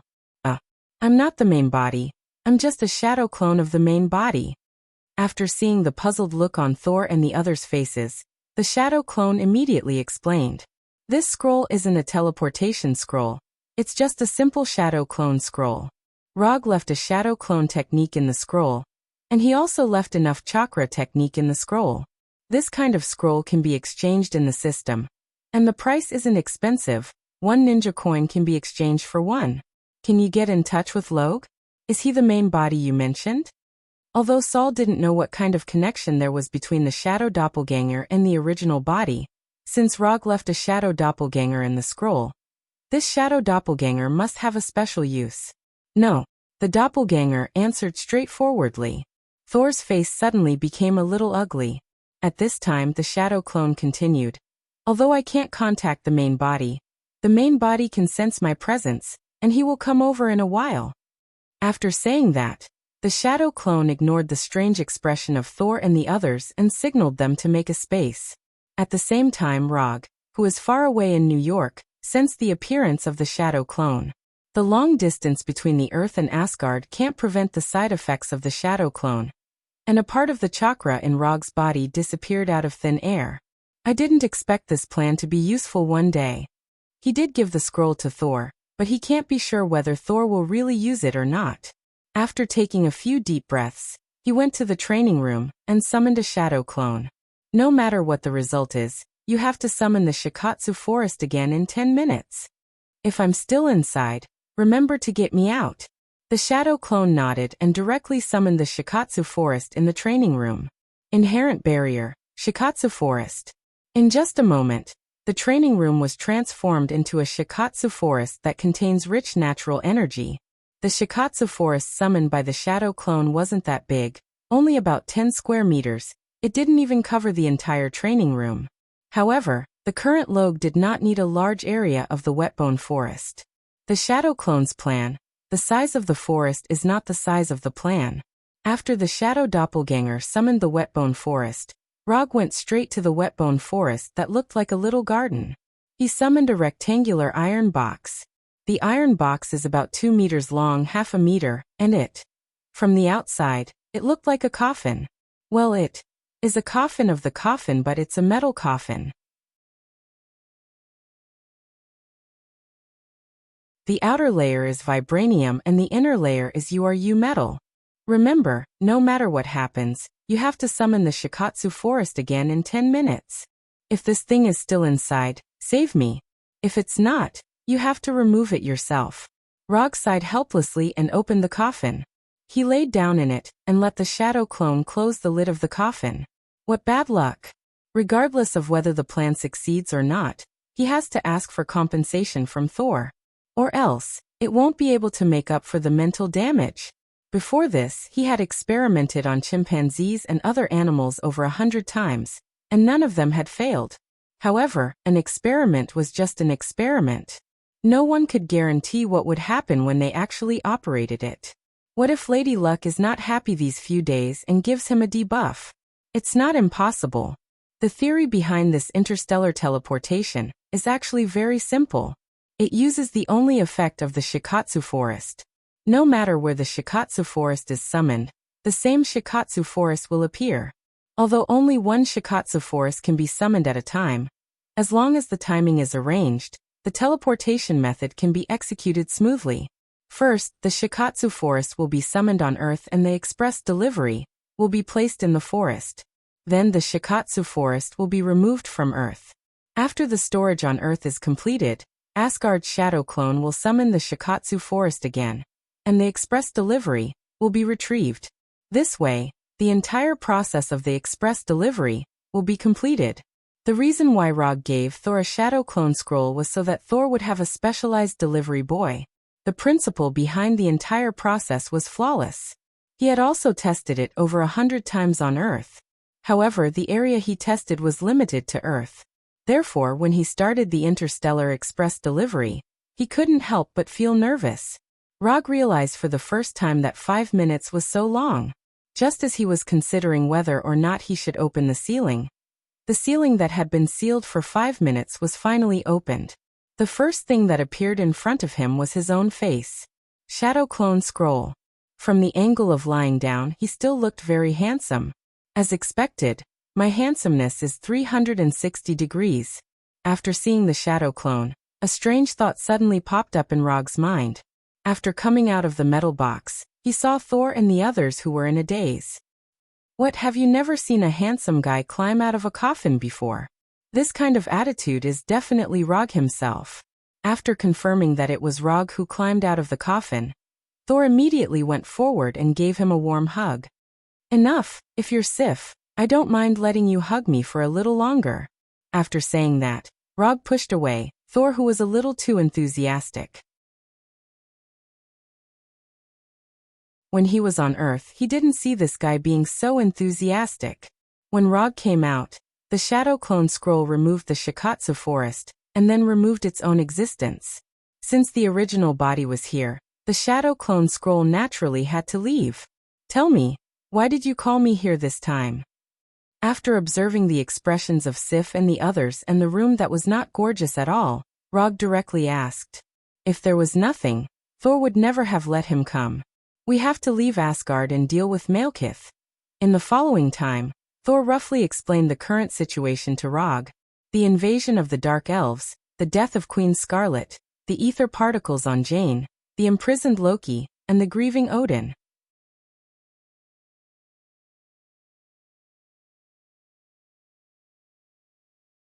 Chapter 200. Thor's plan was as simple and crude as ever. The only thing that had improved was that he no longer underestimated any enemy. However, Malekith, the king of the Dark Elves, was indeed not an opponent to be underestimated. Not to mention the results of Malekith's attack on Asgard this time. A long time ago, Malekith's enemy was Thor's grandfather, the previous king of Asgard, King Bauer. Although he lost the battle and his ether was taken away, Malekith still lived to this day. Generally speaking, the king of the Dark Elves, Malekith, was an opponent who was not lacking in both martial strength and strategy. Rog has arrived, so what we have to do next is to bring Loki out of the dungeon. Only he knows how to secretly leave Asgard without using the Bifrost. As soon as Thor finished speaking, Volstark, who was sitting next to him, shook his head helplessly. I know you don't like Loki, but we can only rely on him now. Thor knew very well what others thought of Loki. If it weren't for his and Queen Freya's insistence, Loki might have been sentenced to death by Odin the day he was brought back to Asgard. Well, let me interrupt you first. In order to come here from Earth, I personally suffered some serious mental damage, so I hope you can make it up to me afterwards, Thor. In addition, although everyone is already very familiar with each other, we still have to follow the procedures. Write this commission scroll first. Rog directly summoned an unconsumed commission scroll and placed it in front of Thor. The reward I want is very simple. After this matter is over, I hope you can take me to Nidavellir and ask them to help me make a set of armor. He now only has a set of armor similar to Madara's, but after he changed his title, this set of armor can no longer match his image. No problem. Thor was already used to Rog's commission habit. Even if he didn't say anything, Thor would give him a satisfactory reward after the matter was over. Commission content. Defeat Malekith. Commission status. Incomplete. Commission reward. 250 ninja coins. Just as Rog had predicted, Thor's request successfully passed the system's judgment. The only thing he didn't expect was that the reward given by the system was as high as 250 ninja coins. What was going on? Malekith was just a boss in Thor's personal dungeon. How could there be such a high reward? In the last Battle of New York, the system only gave him 200 ninja coins as a reward. Was Malekith that strong? Rog began to think seriously, and his intuition told him that this matter might not be as simple as he thought. After returning the scroll to Rog, Thor began to assign tasks to Sif and the others. There wouldn't be many people leaving Asgard, including Loki. There would be at most 4 people. Sif and the others wouldn't leave Asgard. Their task was only to contain Asgard's guard army. The Prince of Asgard, the next king of Asgard, was planning to break through the defense line of Asgard's soldiers. It was ironic. After instructing Sif and the others, they left the dark secret room and began to perform their respective tasks. According to Thor's request, Rog transformed into a royal guard and followed him like a guard. They were now going to the dungeon to rescue Loki. Without Loki, their plan to leave Asgard could basically be declared a failure. Thor, it's been so long, you came to see me now? When the two of them arrived at Loki's private cell, Loki took the lead in speaking. After speaking, Loki suddenly turned his head and glanced at the royal guard behind Thor. For some reason, Loki always felt that there was something wrong with this royal guard. However, most of his attention was now on Thor, so he didn't continue to investigate. It was just a strange royal guard, nothing to pay attention to. Looking at Loki in the cell, Thor didn't say a word. He looked at his brother who had lived with him for thousands of years with a complicated expression. Are you here to gloat? Loki spoke again, and his tone began to be sarcastic. Loki, that's enough, don't use illusions anymore. Thor ignored Loki's sarcasm and said calmly. As soon as Thor finished speaking, Loki disappeared in front of them, and the tidy cell also changed. Loki, with disheveled hair, sat among the broken furniture and leaned against the innermost wall, his face full of loneliness. Now you see, my brother. Thor came to the other side of the cell and began to move his wrist. Is it painful for her to leave? I'm not here to mourn mother with you. I'm here to give you a chance to get something better. Loki looked at Thor in confusion, and for a moment he didn't understand what Thor was going to do. Just say it. I know you want revenge as much as I do. If you help me escape from Asgard, I'll give you a chance to take revenge, and then put you back here. After listening to Thor's words, Loki suddenly laughed. You must be desperate, so you came to me for help. Why do you think you can trust me? After a few seconds of silence, Thor replied. I don't trust you, but Mother does. You have to know, when we fought in the past, I still had a glimmer of hope that my brother hadn't completely disappeared. That glimmer of hope is gone, and I can no longer protect you. If you dare to betray me, I'll kill you. Listening to the conversation between Thor and Loki, Rog really wanted to say to Thor, no, you won't kill Loki, you're a brother Khan from head to toe. When do we leave? Looking at the serious look on Saul's face, Loki gave his answer. For other Asgard people, it might be difficult to release a prisoner from the prison. But for Thor it was just a matter of words. However, Thor didn't expect that Loki's first words after he came out would be, "What do you plan to do with this royal guard?" "He'll definitely tell Odin, and then you and I won't be able to go anywhere. Can I turn him into a sheep? Or let him sleep for a month?" If it wasn't for Thor's presence, Loki's first choice wouldn't be to turn into a sheep or sleep, but the more direct eternal sleep. "Up to you if you can do it." Thor didn't intend to stop Loki. "It's just a small royal guard, no one will care." Loki showed his natural evil smile and went straight to the royal guard. And then he heard a somewhat familiar voice. "If you dare to do this, I promise you can only use your left hand to cast spells."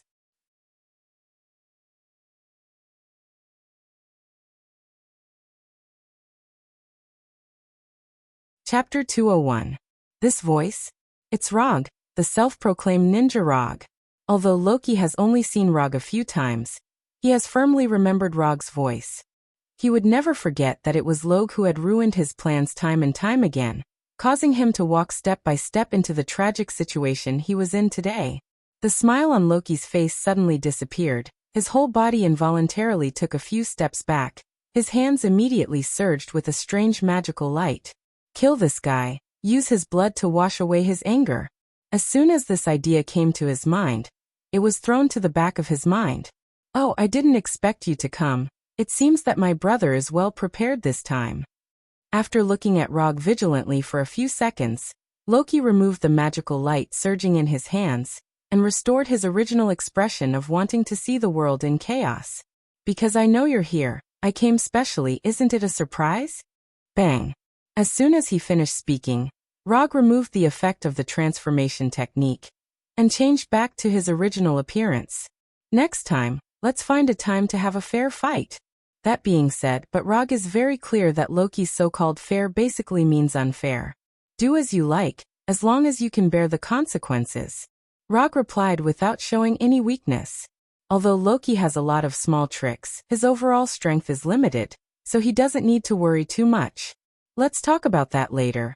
We have to leave Asgard as soon as possible." Thor is very clear about the character of Loki and Rog.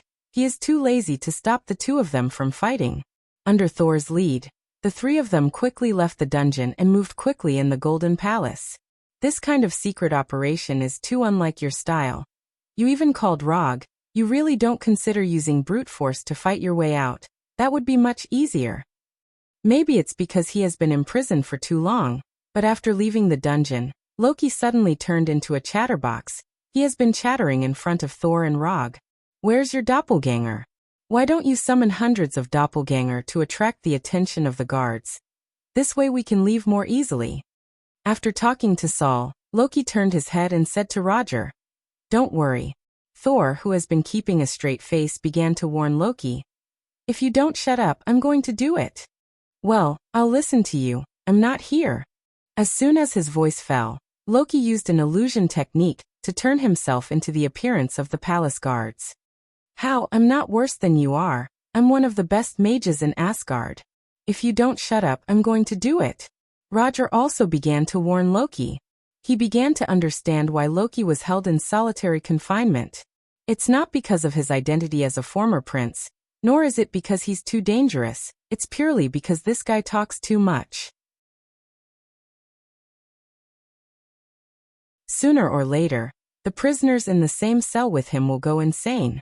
But I think we can keep a lower profile. Loki removed the transformation effect on himself, and then threw an illusion effect on Thor. "My brother, you're so beautiful." Loki turned Thor into Sif's appearance. He originally planned to use an illusion on Rog, but in the end he dismissed the idea. "Even if you become like this, I can still make you die miserably." Saul lowered his head to look at his current appearance, and said in a calm tone, "Well, maybe you want your new friends more. After all, you seem to like them very much." Loki removed the transformation effect on Thor's body, and then turned himself into the appearance of Rogers of the American team. "This is much better, but the clothes don't fit well, it's too tight." But that confidence, I can feel justice surging in my body. Do you want to talk to me about the truth or honor? God bless America. Before Loki could finish, Thor pressed him against the stone pillar next to him and covered his mouth. What are you doing? Loki pulled away Thor's right hand that was covering his mouth, and then looked in the direction of Thor's gaze. It was two palace guards who were patrolling. You should at least give me a weapon, my dagger or something. As soon as Loki finished speaking, he saw two kunai appear in front of him. Take it if you talk nonsense again. I don't mind beating you up first, and then taking you away. Rog didn't know how Thor endured Loki for thousands of years, but in these few minutes, he had several thoughts of making Loki mute. After seeing Rog take out the kunai, Thor silently took back the handcuffs that had not yet been handed out. After going to the predetermined location and waiting for a few minutes, Sif came to them with Jane. The moment they saw Jane, Thor and Rog's eyes lit up at the same time. Thor's eyes lit up because he saw his beloved woman. Rog was different, he felt the ether particles in Jane's body. With the experience of the mind gem, he did not let his mental power go too deep into Jane's body. Even so, he still felt an indescribably powerful force. Ether particles, or reality gem. He began to understand why Malekith was still obsessed with ether particles even after so many years had passed. This power is really tempting. Jane ignored Thor and Rog, but went straight to Loki, and then raised her right hand. Slap. The crisp sound of a slap was heard. This slap is for New York. Although he was slapped, Loki was not as angry as they imagined. Instead, he showed a charming smile and turned to Thor and said, I like her. Okay, stop fooling around, we don't have much time. Although Odin was tricked by Heimdall to go to the Bifrost, it would not take long. Odin could return to the Golden Palace at any time. Sure enough, just as Thor finished speaking, two groups of palace guards appeared on the other side of the passage. They're there, catch them. I'll hold them back, you guys go. Sif decisively took on the task of bringing up the rear. Just as Loki was about to leave with Thor, the magic sword in Sif's hand, gift of Gaia, was placed on Loki's neck. If you dare to betray him, I'll kill you. I'm glad to see you too, Sif. Loki did not take Sif's threat to heart at all, and replied with a smile. I'll leave a shadow clone to help you, it can buy more time. As soon as he finished speaking, a shadow clone appeared beside Sif. Sif and the shadow clone stayed behind to bring up the rear, while Thor and the other three quickly rushed to the Golden Palace Hall. There was their transportation to leave Asgard. A small spaceship left behind by the Dark Elves. Before boarding the ship, Volstagg stopped Loki. You dare to betray him. Before Volstagg could finish, Loki took the initiative to say, You'll kill me? Then you'll have to line up.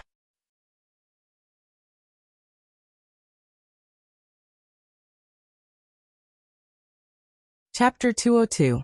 Although Thor did not use Thor's hammer to carve out a bloody path in Asgard, to be honest, the plan to drive the Dark Elves' spaceship away was not much better. Especially when none of the four people on the ship knew how to drive the spaceship. Are you sure you know how to drive this thing? Looking at Thor pressing buttons on the spaceship's control panel in confusion, Loki turned on his mocking mode again. I only said it wouldn't be difficult. Volstagg was fighting with the palace guards outside while Thor was still trying to figure out how to drive the spaceship away. No matter what you're doing, you have to speed up. Loki came to Thor's side and reminded him in a friendly manner. There were more and more guards outside, and it was impossible for Volstagg to hold on for long by himself. Shut up, Loki. Thor was still trying, but the spaceship still showed no signs of starting. Looking at the flustered Thor, Rog sighed helplessly. He began to regret accepting this commission. You must have missed something? Loki continued to remind him. I didn't, I pressed all the buttons on it. Thor explained impatiently. Don't use so much force, press gently. Loki continued to suggest. I'm already pressing gently, it doesn't work. Thor was getting more and more impatient, but it was unknown if his impatience was because of Loki's nagging or because of the increasing number of guards outside. No, I can't stand these two brothers anymore. Both of you, get out of the way. I strongly suggest that spaceship driving be added to Asgard's royal education curriculum in the future, and it's a compulsory subject. Roger pushed away Saul, who was beside the bridge, with a serious look on his face. It was better to do it himself than rely on these two brothers. At least he passed the Chinese exam, which was known for its difficulty. Rog could not understand a single word of the Dark Elves' language, but this did not stop him from quickly operating the spaceship on the control panel. This was not the start button. This was not it either. This should be it. Rog did not have any experience in piloting a spaceship, but as a veteran standalone game player, how could he not have played flight simulation games? He was a rookie in action games. But when it came to simulation games, he was a true expert. Sims, flight simulation, racing simulation. He could complete any simulation game with the highest rating in the shortest time. This was his gaming talent. After a fierce operation, he successfully started the Dark Elf spaceship, and a holographic image with Dark Elves' language appeared around them. How is this possible? This human actually knows how to fly a spaceship, Dark Elves? A series of questions quickly flashed through Loki's mind. Roger had also used facts to prove what the talent of an experienced driver was. The blade-like flying ship began to soar into the sky, and the stone pillars in the Golden Palace were destroyed one by one. There's one more pillar that hasn't been hit yet. Loki continued to use his poisonous tongue. Shut up. There were few pedestrians on Mount Xiaoming, and there were often racers competing with each other. The road, SSSTIS. The racer god of Mount Akina was now racing a spaceship. Don't blink, the racer god of Mount Akina's performance is about to begin. Although Loki and Thor did not know what the racer god of Mount Akina was, after seeing the crazy look on Rog's face, a dangerous thought emerged in their minds. Before they could react, Rog pushed the spaceship's power button to its limit. Whoosh! The Dark Elf spaceship flew out of the Golden Palace like a real blade, and began to speed through Asgard. Rog, why don't you let me drive? My piloting skills are better. After watching the spaceship fly past Asgard's buildings at a crazy speed, Thor came to Rog's side and said with a serious face. Rog did not answer Thor. He just looked at him as if he was joking. Although you're the one who can fly, I have to say that his piloting skills are much better than yours. As long as he could hit Thor, Loki didn't mind praising Rog's piloting skills. However, his real thought at this time was that Thor and Rog's piloting skills were completely inferior to his. I'm the one who's really suitable to pilot a spaceship. Although Asgard was a feudal monarchy, their technology was not feudal at all. In fact, it was very advanced. Just as Thor was about to correct Loki's wrong idea, Asgard's anti-aircraft cannons aimed directly at their spaceship and fired without hesitation. Boom boom boom boom boom. Dense shells flew past the spaceship like a rainstorm, setting off explosions that were enough to destroy the spaceship. That's it. You want to shoot down my spaceship with these attacks? Aren't you looking down on me, an old driver from Earth? Since the speed could no longer be increased, it was naturally time to show off his skills. Rog's Sharingan quickly moved and constantly scanned the various buildings, shells, spaceships, and incoming shells in the holographic image. Although he had just started, he quickly grasped the performance limits of the Dark Elf spaceship, and controlled the spaceship to make all kinds of fancy evasive maneuvers. As more and more Asgard spaceships followed behind, Rog's piloting became more and more frantic. The violent turns made Thor and others feel like they were on a magical roller coaster. Just as Rog was about to get rid of the spaceship behind them in one go, Jane, who had been silent, suddenly fell down weakly. Oh my god, is he dead? Loki deliberately pretended to be shocked. I'm fine, I'm just a little carsick. After that, Jane began to retch uncontrollably. Ugh. My fault. After feeling Thor's dissatisfied eyes behind him, Rog decisively chose to apologize. However, as soon as he apologized, the spaceship shook violently again. Was it hit? Rog thought that his distraction just now caused the spaceship to be hit, but he soon found out that he was thinking too much. Well done, you just cut off Grandpa Thor's head. Loki glanced back and said to Rog while holding back his laughter. The spaceship was not hit, but the blade-like hull of the spaceship slashed through the statue of Odin's father, King Bauer, and cut off King Bauer's head. I didn't want to distract you. It's just that your plan is really terrible. Stealing the Dark Elves' spaceship, then flying it around Asgard, crashing into whatever it sees. and letting everyone discover us. This is simply too awesome. Thor, this really suits your style. Before Loki finished speaking, he was grabbed by Thor and thrown out of the spaceship.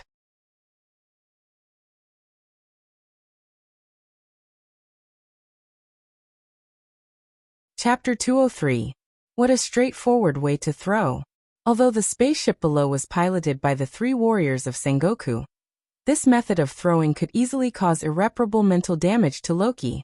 But thinking about it, Loki should have long been used to the feeling of being thrown around. Rog, we should go too.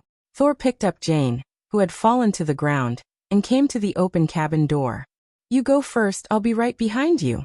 Looking back at Rog, Thor did not hesitate and jumped out of the cabin door. When Thor and Jane left the spaceship, Rog summoned a shadow clone. Piloting a spaceship was not something that could be done at any time, and he did not want to end his first spaceship piloting journey so hastily. After giving the pilot seat to the shadow clone, he looked around the spaceship with some reluctance, then came to the cabin door and fell down with his back facing down. Hoo-hoo-hoo. As soon as he left the spaceship, there was a whistling sound in his ears, and the feeling of weightlessness quickly enveloped his whole body. However, this feeling of free fall did not last long before it stopped. The spaceship piloted by Fandral caught him, and he just happened to hit Loki, who had just climbed up. Although this height could not kill a frost giant like Loki, the feeling of being treated as a human sandbag was very unpleasant. Can't be angry, can't be angry, can't be angry. Loki reminded himself as he shook off Rog and stood up again. Now the one piloting the spaceship is the shadow clone. This should buy more time. That being said, the real purpose of leaving the shadow clone was to extend the spaceship piloting experience. Although there was no way to control it personally, after the shadow clone was removed, the corresponding memory would be fed back to the main body, which could be considered an alternative piloting experience. And he also hid one thing, which was that before the spaceship's energy was exhausted, the shadow clone would not stop flying the spaceship. So this is your plan. It's quite impressive. Now Loki finally figured out all of Thor's plans. The dark elf spaceship was used to attract attention from the beginning, so the bigger the commotion, the better. Keep your promise and bring us to your secret passage. After gently putting Jane down, Thor turned to Loki and said. Loki shrugged and held the steering wheel at the end of the cabin. An excited smile appeared on his face. Finally, it's my turn to take the helm. Now I'll show you what real driving skills are. Under Loki's control, the spaceship began to fly towards the distant mountain peak. The strong wake created a clear water mark on the surface of the water. The dark elf spaceship piloted by the shadow clone attracted most of the spaceships, but there was still one spaceship that discovered their tracks and chased after them. The guards did not seem to care that there were 2 princes on the spaceship in front of them. The 2 cannons at the bow of the spaceship continued to shoot out fire. Although Loki was quite arrogant at times, one thing was true. His spaceship piloting skills were quite good. Compared with Rog's crazy and rough maneuvering, Loki's evasive movements were undoubtedly more graceful. Loki dodged all the incoming cannonballs by using the flight method of constantly combining left and right arcs. Thor apparently also considered the current situation, and turned back to call Fandral. Fandral. Without any unnecessary words, Fandral directly picked up the rope that had already been prepared, and went straight to the edge of the spaceship. For Asgard. As soon as his voice fell, Fandral jumped out and used the rope to swing to the guard's spaceship. A few seconds later, the guard's spaceship stopped chasing.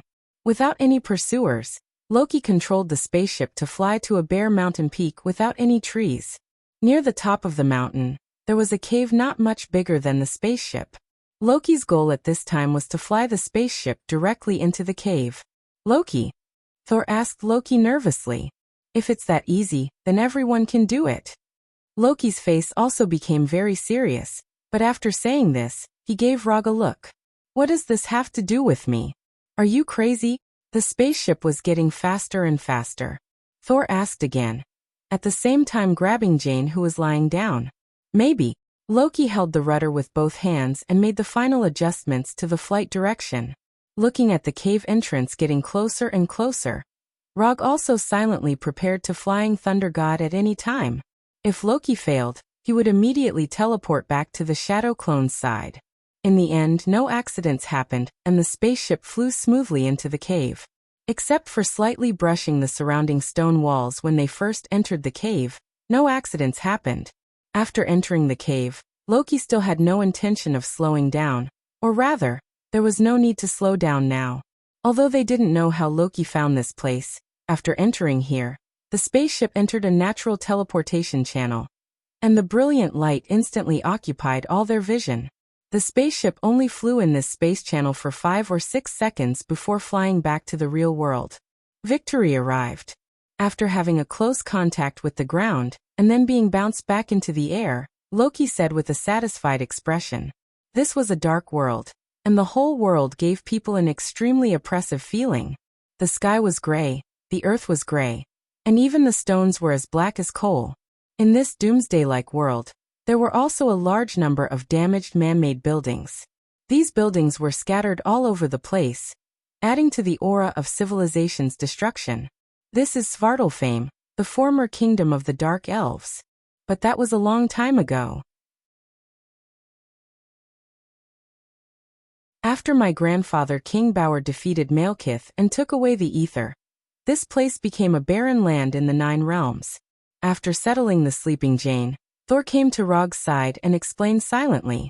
In order to prevent Malekith from continuing to harm the people of Asgard, Thor did not hesitate to disobey Odin's orders and brought Jane here. He wanted to solve the problem of Jane here, and avenge his mother Freya. If I had that energy, how much could I do? Looking at the sleeping Jane, Loki suddenly said, "You will be devoured." Thor immediately interrupted Loki's fantasy. Just when Rog thought they would discuss the next plan, the entangled brothers quarreled again. Their topic started from the short lifespan of humans, transitioned to Loki's ambition, and then to the dead Queen Freya. Just when Thor was about to punch Loki in the face, he stopped. "She wouldn't want us brothers to fight. She's already used to it," Loki said with a little helplessness.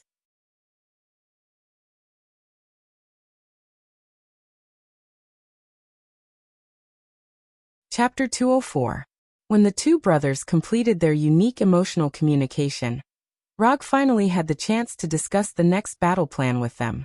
First, let Malekith take out the ether particles from Jean's body, and then let Thor summon lightning to completely destroy the ether particles.